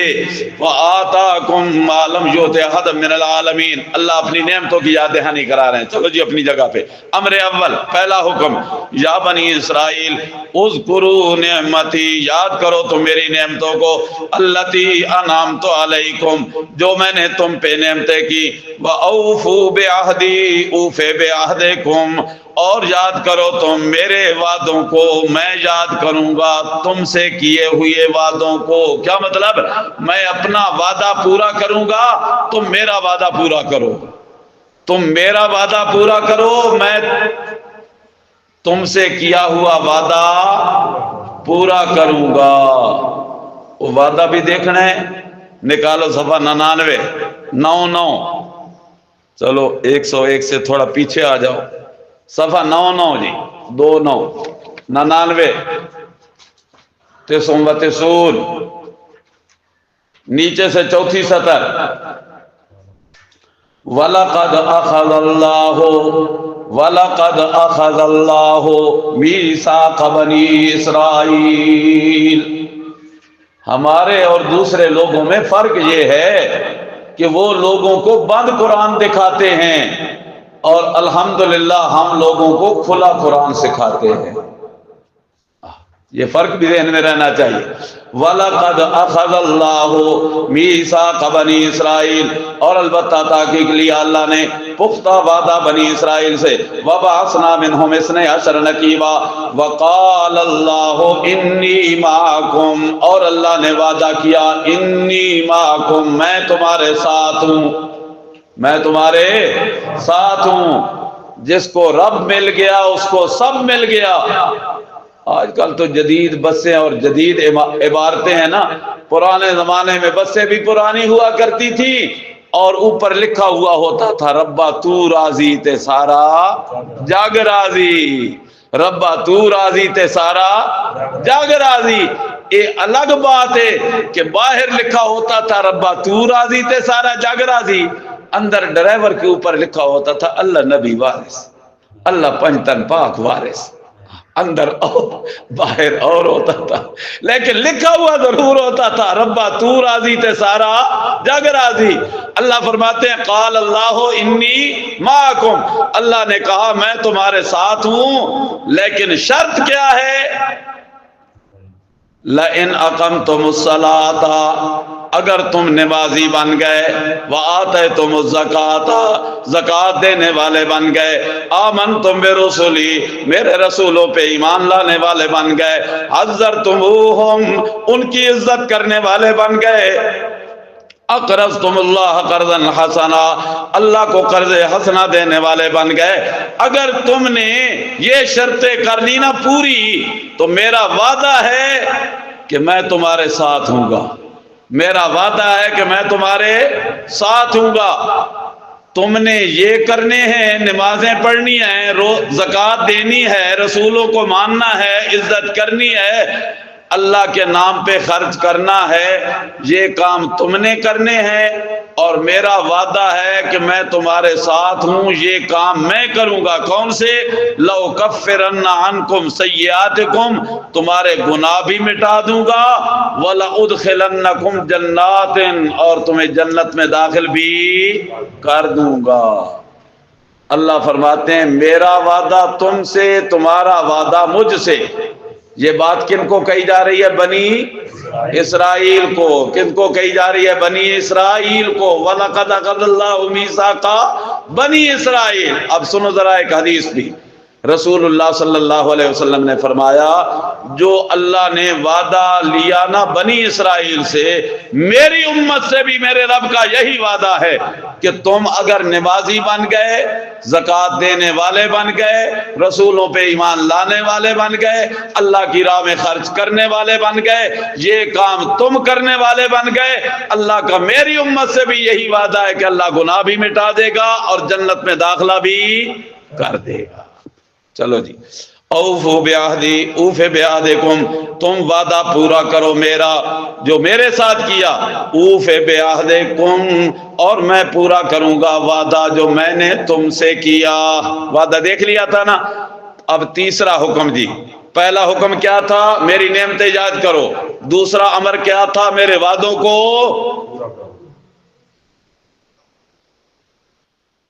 بولو، وعدوں کو پورا کرو۔ ناراض بیٹھے ہو، حالی تک ٹائم رہندا ہے۔ وَإِيَّايَ فَارْهَبُونِ، تیسرا امر میرے اللہ کا۔ کتنے امر ہیں کل؟ 8۔ کتنی چیزوں سے منع کیا؟ 4۔ 4 نواہی ہیں، 8 اوامر ہیں، یہ تیسرا امر۔ وَإِيَّايَ فَارْهَبُونِ، پس ڈرو تو مجھ ہی سے ڈرو۔ کیا مطلب؟ کہ جب محسن میں ہوں، منعم میں ہوں، نعمتیں میری ہیں، احسان میرے ہیں، تو پھر ڈرنا بھی مجھ ہی سے چاہیے. ایایا فرحبون، ایایا فرحبون. چوتھا حکم جی وآمنوا بما انزلت، اور مان جاؤ، ایمان لے آؤ اس پہ جو میں نے اتارا، مصدقا لما معکم، جو تصدیق کرنے والا ہے اس کی جو تمہارے پاس ہے. ان کے پاس کیا تھی؟ تورات. ان کے پاس کیا تھی؟ انجیل. کیا تھی؟ زبور. کیا تھے؟ صحیفے. جو تمہارے پاس ہے نا تورات، زبور، انجیل، صحیفے، ان میں بھی اللہ کا حکم، اور میرے آخری پیغمبر پہ جو میں نے نازل کیا قرآن، اس میں بھی میرا حکم ہے. آمنوا بما انزلت، ایمان لے آؤ اس پہ جو میں نے نازل کیا، مصدقا لما معکم، جو تصدیق کرتا ہے اس کی جو تمہارے پاس ہے. 4 امروں کے بعد اب پہلی نہیں آ رہی ہے، پہلی نہیں. وَلَا تَكُونُوا أَوَّلَ كَافِرٍ بِهِ، اور مت بنو تم پہلے انکار کرنے والے اس کا، پہلے کافر نہ بنو. تو دوسرے نمبر پہ بن جائے جی، تیسرے نمبر پہ کافر ہو جائے نہیں. مطلقاً کفر اختیار نہ کرنا، لیکن اگر تم نے کیا انکار تو تمہارا کفر میں پہلا نمبر بن جائے گا. کیسے پہلا نمبر بن جائے گا؟ کہ تم ہوئے کافر تو اولاد کو بھی کیا بناؤ گے؟ کافر ہی بناؤ گے. ظاہر ہے رسول اللہ صلی اللہ علیہ وسلم نے فرمایا ہر بچہ پیدا ہونے والا فطرت پہ ہوتا ہے، پھر اس کے والدین کبھی یہودی بناتے ہیں، کبھی عیسائی بناتے ہیں، کبھی مجوسی بناتے ہیں. جو مذہب والدین وہی مذہب اولاد کا بنتا ہے. جب تم ہوئے کافر تو تمہاری آنے والی نسل بھی کیا بنے گی؟ کافر ہی بنے گی. تو تمہارا نمبر پہلا ہوا کہ نہیں؟ پہلا ہو گیا. لا تکونوا اول کافر بھی، پہلے کفر کرنے والے نہ بنو، اس لیے کہ تمہارے کفر کی وجہ سے جو کافر بنیں گے تم ان میں سے پہلے نمبر پہ آ جاؤ گے. ولا تشتروا بآیاتی ثمنا قلیلا، دوسری نہیں جی، نہیں نمبر 2، ولا تشتروا بآیاتی ثمنا قلیلا، اور نہ پسند کرو میری آیتوں کے بدلے میں قیمت تھوڑی. نہ پسند کرو میری آیتوں کے بدلے میں قیمت، تو جو زیادہ مل جان پیسے تو پھر چنگی گل ہے. ہاں وجہ کیا کہ دنیا ساری بھی مل جائے، دنیا کی ساری دولت اکٹھی کر دی جائے، قرآن کی ایک آیت کی قیمت بن نہیں سکتی. لا تشتروا بآیاتی ثمنا قلیلا وإیایا فاتقون، اور خاص مجھی سے پس ڈرو تم. پہلے کہا تھا ایایا فرحبون، اب کہا ایایا فاتقون. ایایا فرحبون بدن، ایایا فاتقون دل. دل کے لحاظ سے بھی ڈر ہو تو میری ذات کا، اور وجود اور مال کے لحاظ سے بھی ڈر ہو تو میری ذات کا. وَلَا تَلْبِسُوا الْحَقَّ بِالْبَاطِلِ، تیسری نہیں، نہیں نمبر 3. کتنی نہیں ہونی ہے؟ 4 نہیں ہونی ہے، تیسری نہیں. لا تلبسوا الحق بالباطل، حق کو باطل کے ساتھ نہ ملاؤ، حق کو باطل کے ساتھ نہ ملاؤ. یہ کیا ہم پہنتے ہیں؟ لباس. اس کو کیا کہتے ہیں؟ لباس. لباس کیوں کہا اس کو؟ کہ یہ بدن کے ساتھ مل جاتا ہے، بدن کے ساتھ مل جاتا ہے. اللہ فرماتے ہیں حق کو باطل کے ساتھ نہ ملاؤ. کیا مطلب؟ باطل اور حق کو آپس میں اکٹھا نہ کرو کہ اوپر لباس حق کا ہو اور اندر باطل ہو، اندر بدعت ہو اور اوپر خوبصورت غلاف ہو محبت کا. ایسا نہ کرو. اندر شرک ہو اور اوپر قرآن کی تلاوت کی جا رہی ہو. اچھا لباس نہ بناؤ. لا تلبسوا الحق بالباطل، حق اور باطل کو ملاؤ نہیں. جس طرح یہ کپڑا اور بدن آپس میں مل جاتے ہیں لباس کہلاتا ہے. لا تلبسوا الحق بالباطل. چوتھی نہیں، وَتَكْتُمُوا الْحَقَّ وَأَنْتُمْ تَعْلَمُونَ، وَتَكْتُمُوا الْحَقَّ وَأَنْتُمْ تَعْلَمُونَ، اور حق کو چھپاؤ بھی نہیں، حق کو باطل کے ساتھ ملاؤ بھی نہیں حق کو چھپاؤ بھی نہیں.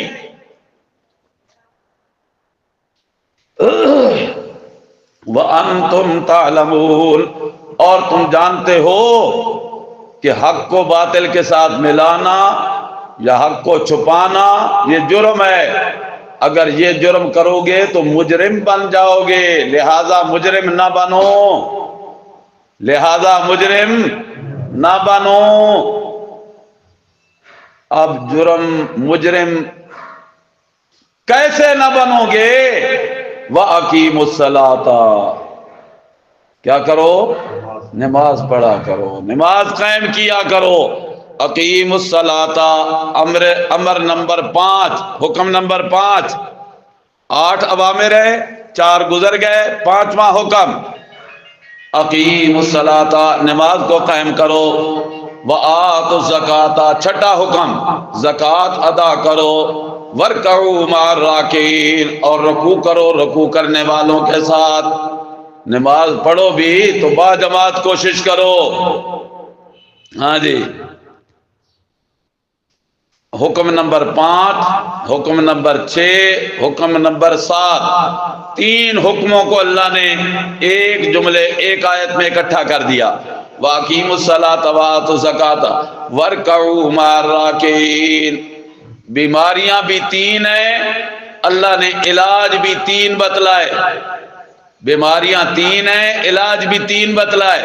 3 بیماریاں: حب جاہ، حب مال، حسد. کتنی بیماریاں ہیں؟ 3. حب جاہ، مرتبے کی محبت، میں بڑا. دنیا دار ہے تو وہ کہتا ہے میں لینڈ لارڈ بڑا، مولوی ہے تو وہ کہتا ہے میں مولوی سب سے بڑا. یہ ہے حب جاہ. مرتبے کی محبت کوٹ کوٹ کے بھری جا رہی ہے، میں بڑا میں بڑا میں بڑا، تکبر آ رہا ہے، حب جاہ ہے. یہ بیماری ہے، بیماری ہے. ایسی بیماری جس کا علاج کمپلیکس میں نہیں، ہولی فیملی میں نہیں، بے نظیر اسپتال نہیں، اس کا علاج قرآن ہے. حب جاہ والی بیماری کا علاج قرآن ہے، اس اسپتال میں اس کا علاج ہے. اور دوسری بیماری حب مال، ایک کوٹھی میری ہونی چاہیے، یہ گاڑی بھی میرے پاس ہونی چاہیے، یہ پیسہ بھی میرے پاس ہونا چاہیے. ایمان سے سوچئے یہ حب مال پایا جا رہا ہے یا نہیں پایا جا رہا؟ پایا جا رہا ہے. حب مال یہ بھی بیماری ہے. اس بیماری کا علاج بھی کسی دنیا کے ہسپتال میں نہیں، قرآن کریم میں اس کا علاج ہے. تیسری بیماری حسد. حسد کہتے ہیں زوال نعمت کو، حسد کہتے ہیں زوال نعمت کو. اسی کے ساتھ ایک دوسرا لفظ ہے ریس، رشک. ریس، رشک. رشک کہتے ہیں بقائے نعمت کو، اور حسد کہتے ہیں زوال نعمت کو. دکان بنی ہے کپڑے کی، ساتھ بنی ہے کپڑے کی دکان. اب یہ دکاندار دیکھتا ہے جیڑا گاہک آندا ادھر میری طرف کوئی نہیں آ رہا، دل میں کیا پیدا ہو جائے گا؟ حسد. اور یہ ایک دل میں خواہش پالے گا، آرزو کرے گا اللہ کرے انہاں دا کوئی مر جائے، 2-4 دن دکان ان کی بند ہو جائے نا، پھر اس کے گاہک کہاں آئیں گے؟ میرے پاس آئیں گے. پھر بھی گاہک نہ آئے، پھر حسد اور بڑھ گیا، اللہ کرے خود ہی مر جائے نا، پھر گاہک میرے پاس آئیں گے. اللہ کا کرنا ہو گیا، موت نے تو آنا ہی آنا ہے. وہ مر گیا دکاندار. اب 1-2 دن دکان بند ہوئی، پھر بیٹا آ کے دکان پہ بیٹھ گیا، اور بیٹا باپ سے بھی اخلاق میں زیادہ، اب گاہک اور زیادہ بڑھ کے آنے لگے. اب حسد اور بڑھ گیا اس دکاندار کا. کیا حسد؟ اللہ کرے کوئی ڈاکو آئے، چور آئے، اور ایسا کوئی ہو جائے نا، کوئی دھماکہ ہو اور اس کی دکان تباہ ہو جائے. اب حسد کی انتہا پہ پہنچا کہ نہیں؟ پہنچ گیا. حسد بیماری ہے، زوال نعمت. یہ مر جائے، ان کے گھر میں کوئی مر جائے، ان کا مال تباہ ہو جائے، اور چلو جی حاجی صاحب ناراض نہ ہو جان، یہ ساری دکانہ پیچھے پہ گئے نے، چلو میں اپنی بات کرتا ہوں. مولوی ہے، دوسرے مولوی سے حسد، اس کی آواز بڑی اچھی، لوگ اس کی تقریر بڑی سنتے ہیں، اللہ کرے بیمار ہی ہو جائے، مر ہی جائے، جان ہی چھٹے۔ حسد، حسد بیماری ہے، خطرناک بیماری ہے۔ نبی پاک صلی اللہ علیہ وسلم نے فرمایا ان الحسد یاکل الحسنات، حسد نیکیوں کو کھا جاتا ہے۔ قرآن کا قاری ہے، بڑی نیکی حسد کی بیماری میں مبتلا ہوا، اللہ نے وہ نعمت چھین لی۔ حسد نیکیوں کو کھا جاتا ہے، کیسے؟ جیسے آگ خشک لکڑیوں کو کھا جایا کرتی ہے، اسی طرح حسد نیکیوں کو کھا جاتا ہے۔ اللہ کے نبی صلی اللہ علیہ وسلم نے فرمایا حسد سے بچو، حسد سے بچو۔ وجہ کیا ہے کہ حسد زوال نعمت کی تمنا ہے، اور ریس کرنا، رش کرنا جائز ہے۔ اس کی دکان بڑی اچھی چل رہی ہے، میں نے بھی دکان بنائی ہے، اللہ کرے اس کی بھی چلتی رہے، میری بھی چل جائے۔ یہ مولوی بڑا اچھا آواز ہے، بڑی اچھی آواز ہے، بڑا اچھا قرآن بیان کرتا ہے، اللہ اسے اور توفیق دے، اللہ مجھے بھی توفیق دے حق بیان کرنے کی۔ اس کو کہتے ہیں رشک جائز ہے اور حسد ناجائز ہے۔ رشک جائز ہے لیکن جائز چیزوں میں، اور اللہ کے نبی نے فرمایا رشک بھی کرو تو دو چیزوں میں رشک کر سکتے ہو، ایک مالدار کے ساتھ، ایک دیندار کے ساتھ۔ سمجھ آ رہی ہے؟ ایک مالدار کے ساتھ، ایک دیندار کے ساتھ، اچھی نیت کے ساتھ۔ یہ مالدار ہے، اس نے مسجد بنا دی، یہ مالدار ہے، اس نے مدرسہ بنا لیا، یہ مالدار ہے، یہ اللہ کی راہ میں خرچ کر رہا ہے، اللہ کرے میں بھی مالدار بنوں، میں بھی اسی طرح مسجدیں بناؤں، اسی طرح مدرسے چلاؤں، اسی طرح نیکی کے راہ میں خرچ کروں۔ یہ ریس ہے، رشک ہے، یہ رشک جائز ہے، ایسی ریس کرنا جائز ہے۔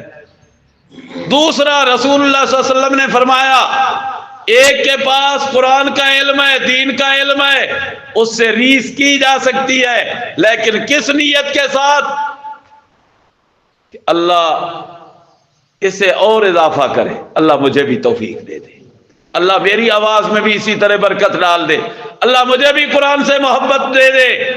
مسجد میں گیا، ایک آدمی نماز پڑھ رہا ہے، بڑے خشوع و خضوع سے رکوع کرتا ہے، مزہ آ جاتا ہے، سجدہ کرتا ہے، دیکھ کے لطف آ جاتا ہے، اتحیات میں بیٹھا ہے، گود میں نظریں کی ہوئی ہے، مزہ ہی آ گیا، دعا لمبی مانگ رہا ہے، دل کرتا ہے میں اسی کے ساتھ بیٹھ کے آمین آمین ہی کہتا رہوں۔ ایسا ہوتا ہے نہیں ہوتا؟ بعض آدمی ایسے بھی ہوتے ہیں، ایسے آدمیوں سے رشک کرنا کہ وہ بڑا نیک ہے، اللہ مجھے بھی نیک بنا دے، جائز ہے، لیکن حسد کرنا جائز حرام ہے، نہیں ہے، ناجائز ہے۔ یہ تین بیماریاں ہیں، اور تینوں دل کی بیماریاں ہیں۔ پھر سنیے گا، تین بیماریاں، حب جاہ، حب مال اور حسد۔ اب اللہ نے اس آیت میں تین بیماریوں کا علاج بتلایا ہے۔ اقیم الصلاۃ، نماز قائم کرو گے تو حب جاہ ختم ہو جائے گی، سمجھ رہے ہو؟ نماز قائم کرو گے حب جاہ ختم ہو جائے گی۔ کیا مطلب؟ ادھر کھڑے ہیں وزیر اعظم، نماز پڑھ رہے ہیں، اللہ انہوں نے نمازی بنا دے، وہ دعا تو کر لینی چاہیے نا جیسے، اللہ ان کو نمازی بنا دے۔ ادھر کھڑا ہے صف میں وزیر اعظم، اور اس کے ساتھ پھٹے ہوئے لباس والا چپڑاسی کھڑا ہے، ہو سکتا ہے کھڑا کہ نہیں ہو سکتا؟ ہو سکتا ہے، اسی لیے تو کہنے والا کہتا ہے نا کہ یہ جو مسجد میں صف بندی ہوتی ہے اس میں کپڑے نہیں دیکھنے چاہیے کہ یہ کلف والا چودھری کھڑا ہے، اوے تیرے لباس کے ساتھ مٹی لگی ہو، مزدور آدمی ہے، تو پیچھے دوسری صف میں کھڑا ہو، ایسا کرنے کی اجازت ہے نہیں۔ ایک کا لباس کلف زدہ ہے، دوسرا مٹی والا لباس پہن کے کھڑا ہے، کوئی بات نہیں، ایک ہی صف میں کھڑے ہو گئے۔ محمود و ایاز ایک ہی صف میں کھڑے ہو گئے، محمود و ایاز کھڑے ہو گئے ایک صف میں، جب نماز قائم کرو گے تو حب جا والی بیماری کا علاج ہو جائے گا۔ اور دوسرا امر دیا زکوٰۃ دیا کرو، جب زکوٰۃ دیا کرو گے تو حب مال نکل جائے گی بیماری، اس لیے کہ اگر مال کی محبت ہے تو مال خرچ نہیں کر رہا، جب خرچ کر رہا ہے تو مال کی محبت جاتی رہے گی۔ دوسری بیماری کا علاج فرمایا ورکعوا مع الراکعین، اور رکوع کرنے والوں کے ساتھ جب مل کے تم ایک صف میں جھکو گے تو پھر حسد نہیں آئے گا، یہ بھی جھک رہا ہے میں بھی جھک رہا ہوں، جس طرح اس کو جھکنے کی توفیق مل گئی مجھے بھی جھکنے کی توفیق مل گئی، جس طرح اس کو سجدے کی توفیق مل گئی مجھے بھی سجدے کی توفیق مل گئی۔ حسد آئے گا یا مٹ جائے گا؟ مٹ جائے گا۔ تین بیماریوں کا اللہ نے ایک آیت میں تین علاج بتلا دیے، پھر سنیے گا۔ حب جا والی بیماری کا علاج نماز قائم کرنا، حب مال والی بیماری کا علاج زکوٰۃ دینا، اور حسد والی بیماری کا علاج باجماعت نماز ادا کرنا۔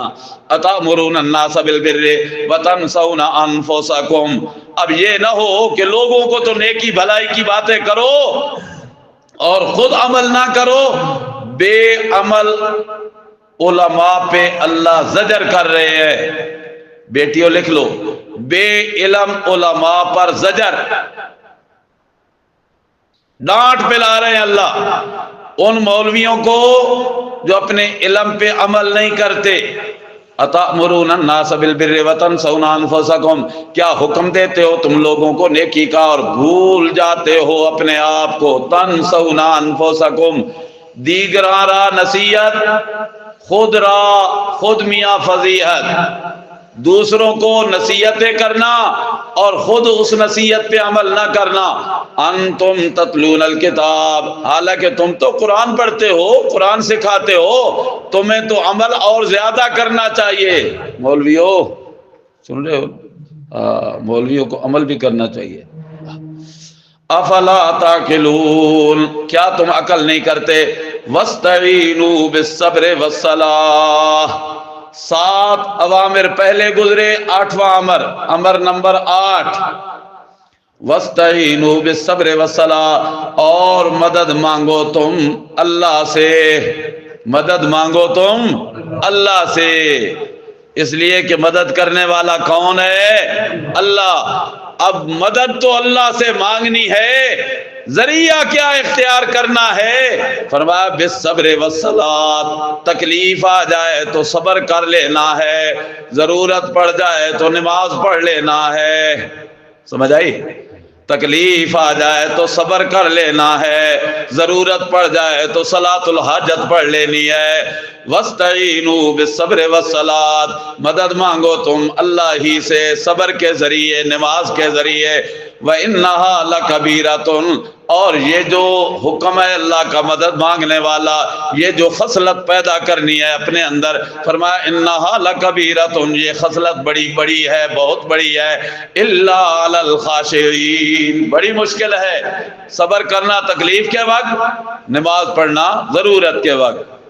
ضرورت پڑ گئی تو لوگوں کے دروازے دستک دینے لگ گیا، تکلیف آ گئی تو سر کے بال نچیڑنے لگ گیا، سینہ ہائے کرنے لگ گیا، بال نوچنے لگ گیا، سر پہ راکھ ڈالنے لگ گیا۔ تکلیف آئی مصیبت کے وقت جزا فضا کرنا، اور ضرورت کے وقت اللہ سے دور بھاگ کر مخلوق خدا کے دروازے پہ جانا۔ سمجھو ذرا، تکلیف کے وقت جزا فضا کرنا حرام، اور ضرورت کے وقت ما فوق الاسباب، غیروں کے دروازے پہ جا کے صدائیں لگانا حرام۔ وَاسْتَعِينُوا بِالصَّبْرِ وَالصَّلَاةِ وَإِنَّهَا لَكَبِيرَةٌ إِلَّا عَلَى الْخَاشِعِينَ، مگر عاجز لوگوں پہ یہ کوئی مشکل نہیں، جو اللہ کے سامنے عاجزی کرنے والے ہوتے ہیں نا، ان کے لیے تکلیف پہ صبر کرنا آسان اور ضرورت کے وقت نماز پڑھنا، اس کا مطلب یہ نہیں ہے کہ اونج نماز نہ پڑھے، صرف صلاۃ الحاجت ہی پڑھیا کرے۔ کل میں فجر کو اوپر درس دے کے آ رہا تھا، جب اس چوک پہ پہنچا نا بھائی دستار لوگوں کے چوک پہ، تو راستے میں ایک ساتھی ملا، ادھر سے جا رہا تھا، اس نے مجھے روک دیا، کہنے لگا مولوی جی کوئی طریقہ دسو، ہاں بڑا مشکل وقت گزر رہا ہے۔ میں نے کہا یار نماز پڑھتے ہو؟ نماز تو نہیں پڑھن ہوندی۔ میں کہا کیوں، کپڑے پلیت ہو جانے؟ نہیں کپڑے تو پاک رکھتے ہیں، مگر نماز تسا لوگوں کا کام ہے۔ سن رہے ہو، یہ تسا لوگوں کا کام ہے۔ اور پھر جب حالت یہ ہوتی ہے، تکلیف آئے تو پھر جزا فضا ہی نکلنی ہے۔ جب بندہ عاجز بن جائے تو پھر صبر کرنا بھی آسان، نماز پڑھنا بھی آسان۔ اسی لیے تو اللہ نے عاجز لوگوں کی صفت بیان کی ہے، الذین یظنون انہم ملاقو ربہم، بے شک وہ لوگ وہی لوگ ہیں جو یقین رکھتے ہیں، یظنون گمان کرتے ہیں بمانے یقین، جو یقین رکھتے ہیں انہم ملاقو ربہم کہ وہ اپنے رب سے ملنے والے ہیں۔ ان کو یقین ہے کہ رب سے ہماری ملاقات ہونی ہے۔ کب؟ قیامت کو۔ تو قیامت آنی تب ہے جب پہلے موت آنی ہے، تو موت پہ بھی یقین ہو تو تب۔ وَأَنَّهُمْ إِلَيْهِ رَاجِعُونَ، اور ان کو یہ یقین ہے کہ اسی اللہ کی طرف وہ لوٹنے والے ہیں۔ 2 منٹ باقی ہیں جی ہماری چھٹی سے۔ استعینوا بالصبر والصلاۃ کو ذرا صبر کو سمجھ لو کہ صبر کہتے کس کو ہے۔ صبر کی 3 قسمیں ہیں۔ صبر کا معنی ہوتا ہے رک جانا۔ صبر کا معنی کیا ہوتا ہے؟ رک جانا۔ نمبر 1 صبر علی المصیبت، لکھ لو بیٹھیو، صبر علی المصیبت، مصیبت آ جائے تو اللہ کی نافرمانی سے رک جانا صبر کہلاتا ہے۔ مصیبت کے وقت اللہ کی بغاوت سے رک جانا صبر کہلاتا ہے۔ صبر علی المصیبت، مصیبت کے وقت رک جانا، جزا فضا نہ کرنا۔ نمبر 2 صبر عن المعصیت، صبر عن المعصیت، اللہ کی نافرمانی سے رک جانا، صرف تکلیف کے وقت نہیں، جب بھی کوئی اللہ کی نافرمانی کہیں بھی ہو رہی ہے اس سے رک جانا صبر کہلاتا ہے۔ اے کسی مجلس میں ڈھول باجا بج رہا ہو، اس کو دعوت ہو کہ آؤ جی آگے ڈھول بج رہا ہے، یہ دروازے پہ جا کے رک گیا، اس نے کیا کیا ہے؟ صبر۔ کیا کیا ہے؟ صبر کیا ہے۔ کیوں رکا ہے؟ اللہ کی نافرمانی ہو رہی ہے اندر، میں نافرمانی والی جگہ پہ نہیں آ سکتا، رک گیا، اس نے کیا کیا؟ صبر۔ یہ تو ڈھول بازی کی ویسے آگے مثال، ہر اللہ کی نافرمانی سے رکنے کا نام صبر ہے۔ تیسرا الصبر علی الطاعت، صبر علی الطاعت، اللہ کی فرما برداریوں پہ جم جانا، اللہ کی فرما برداریوں پہ جم جانا، پابند ہو جانا کہ یہ میرے رب کا حکم ہے میں کر کے رہوں گا، اس کو بھی کہتے ہیں صبر۔ تو صبر کے 3 معنی میں نے بتلا دیے۔ صبر علی المصیبت 1، صبر عن المعصیت 2، صبر علی الطاعت 3۔ معلمات بیٹیوں کو ذرا لکھوا لو اگر لکھنے میں ان سے کوئی کمی کوتاہی ہو رہی ہو۔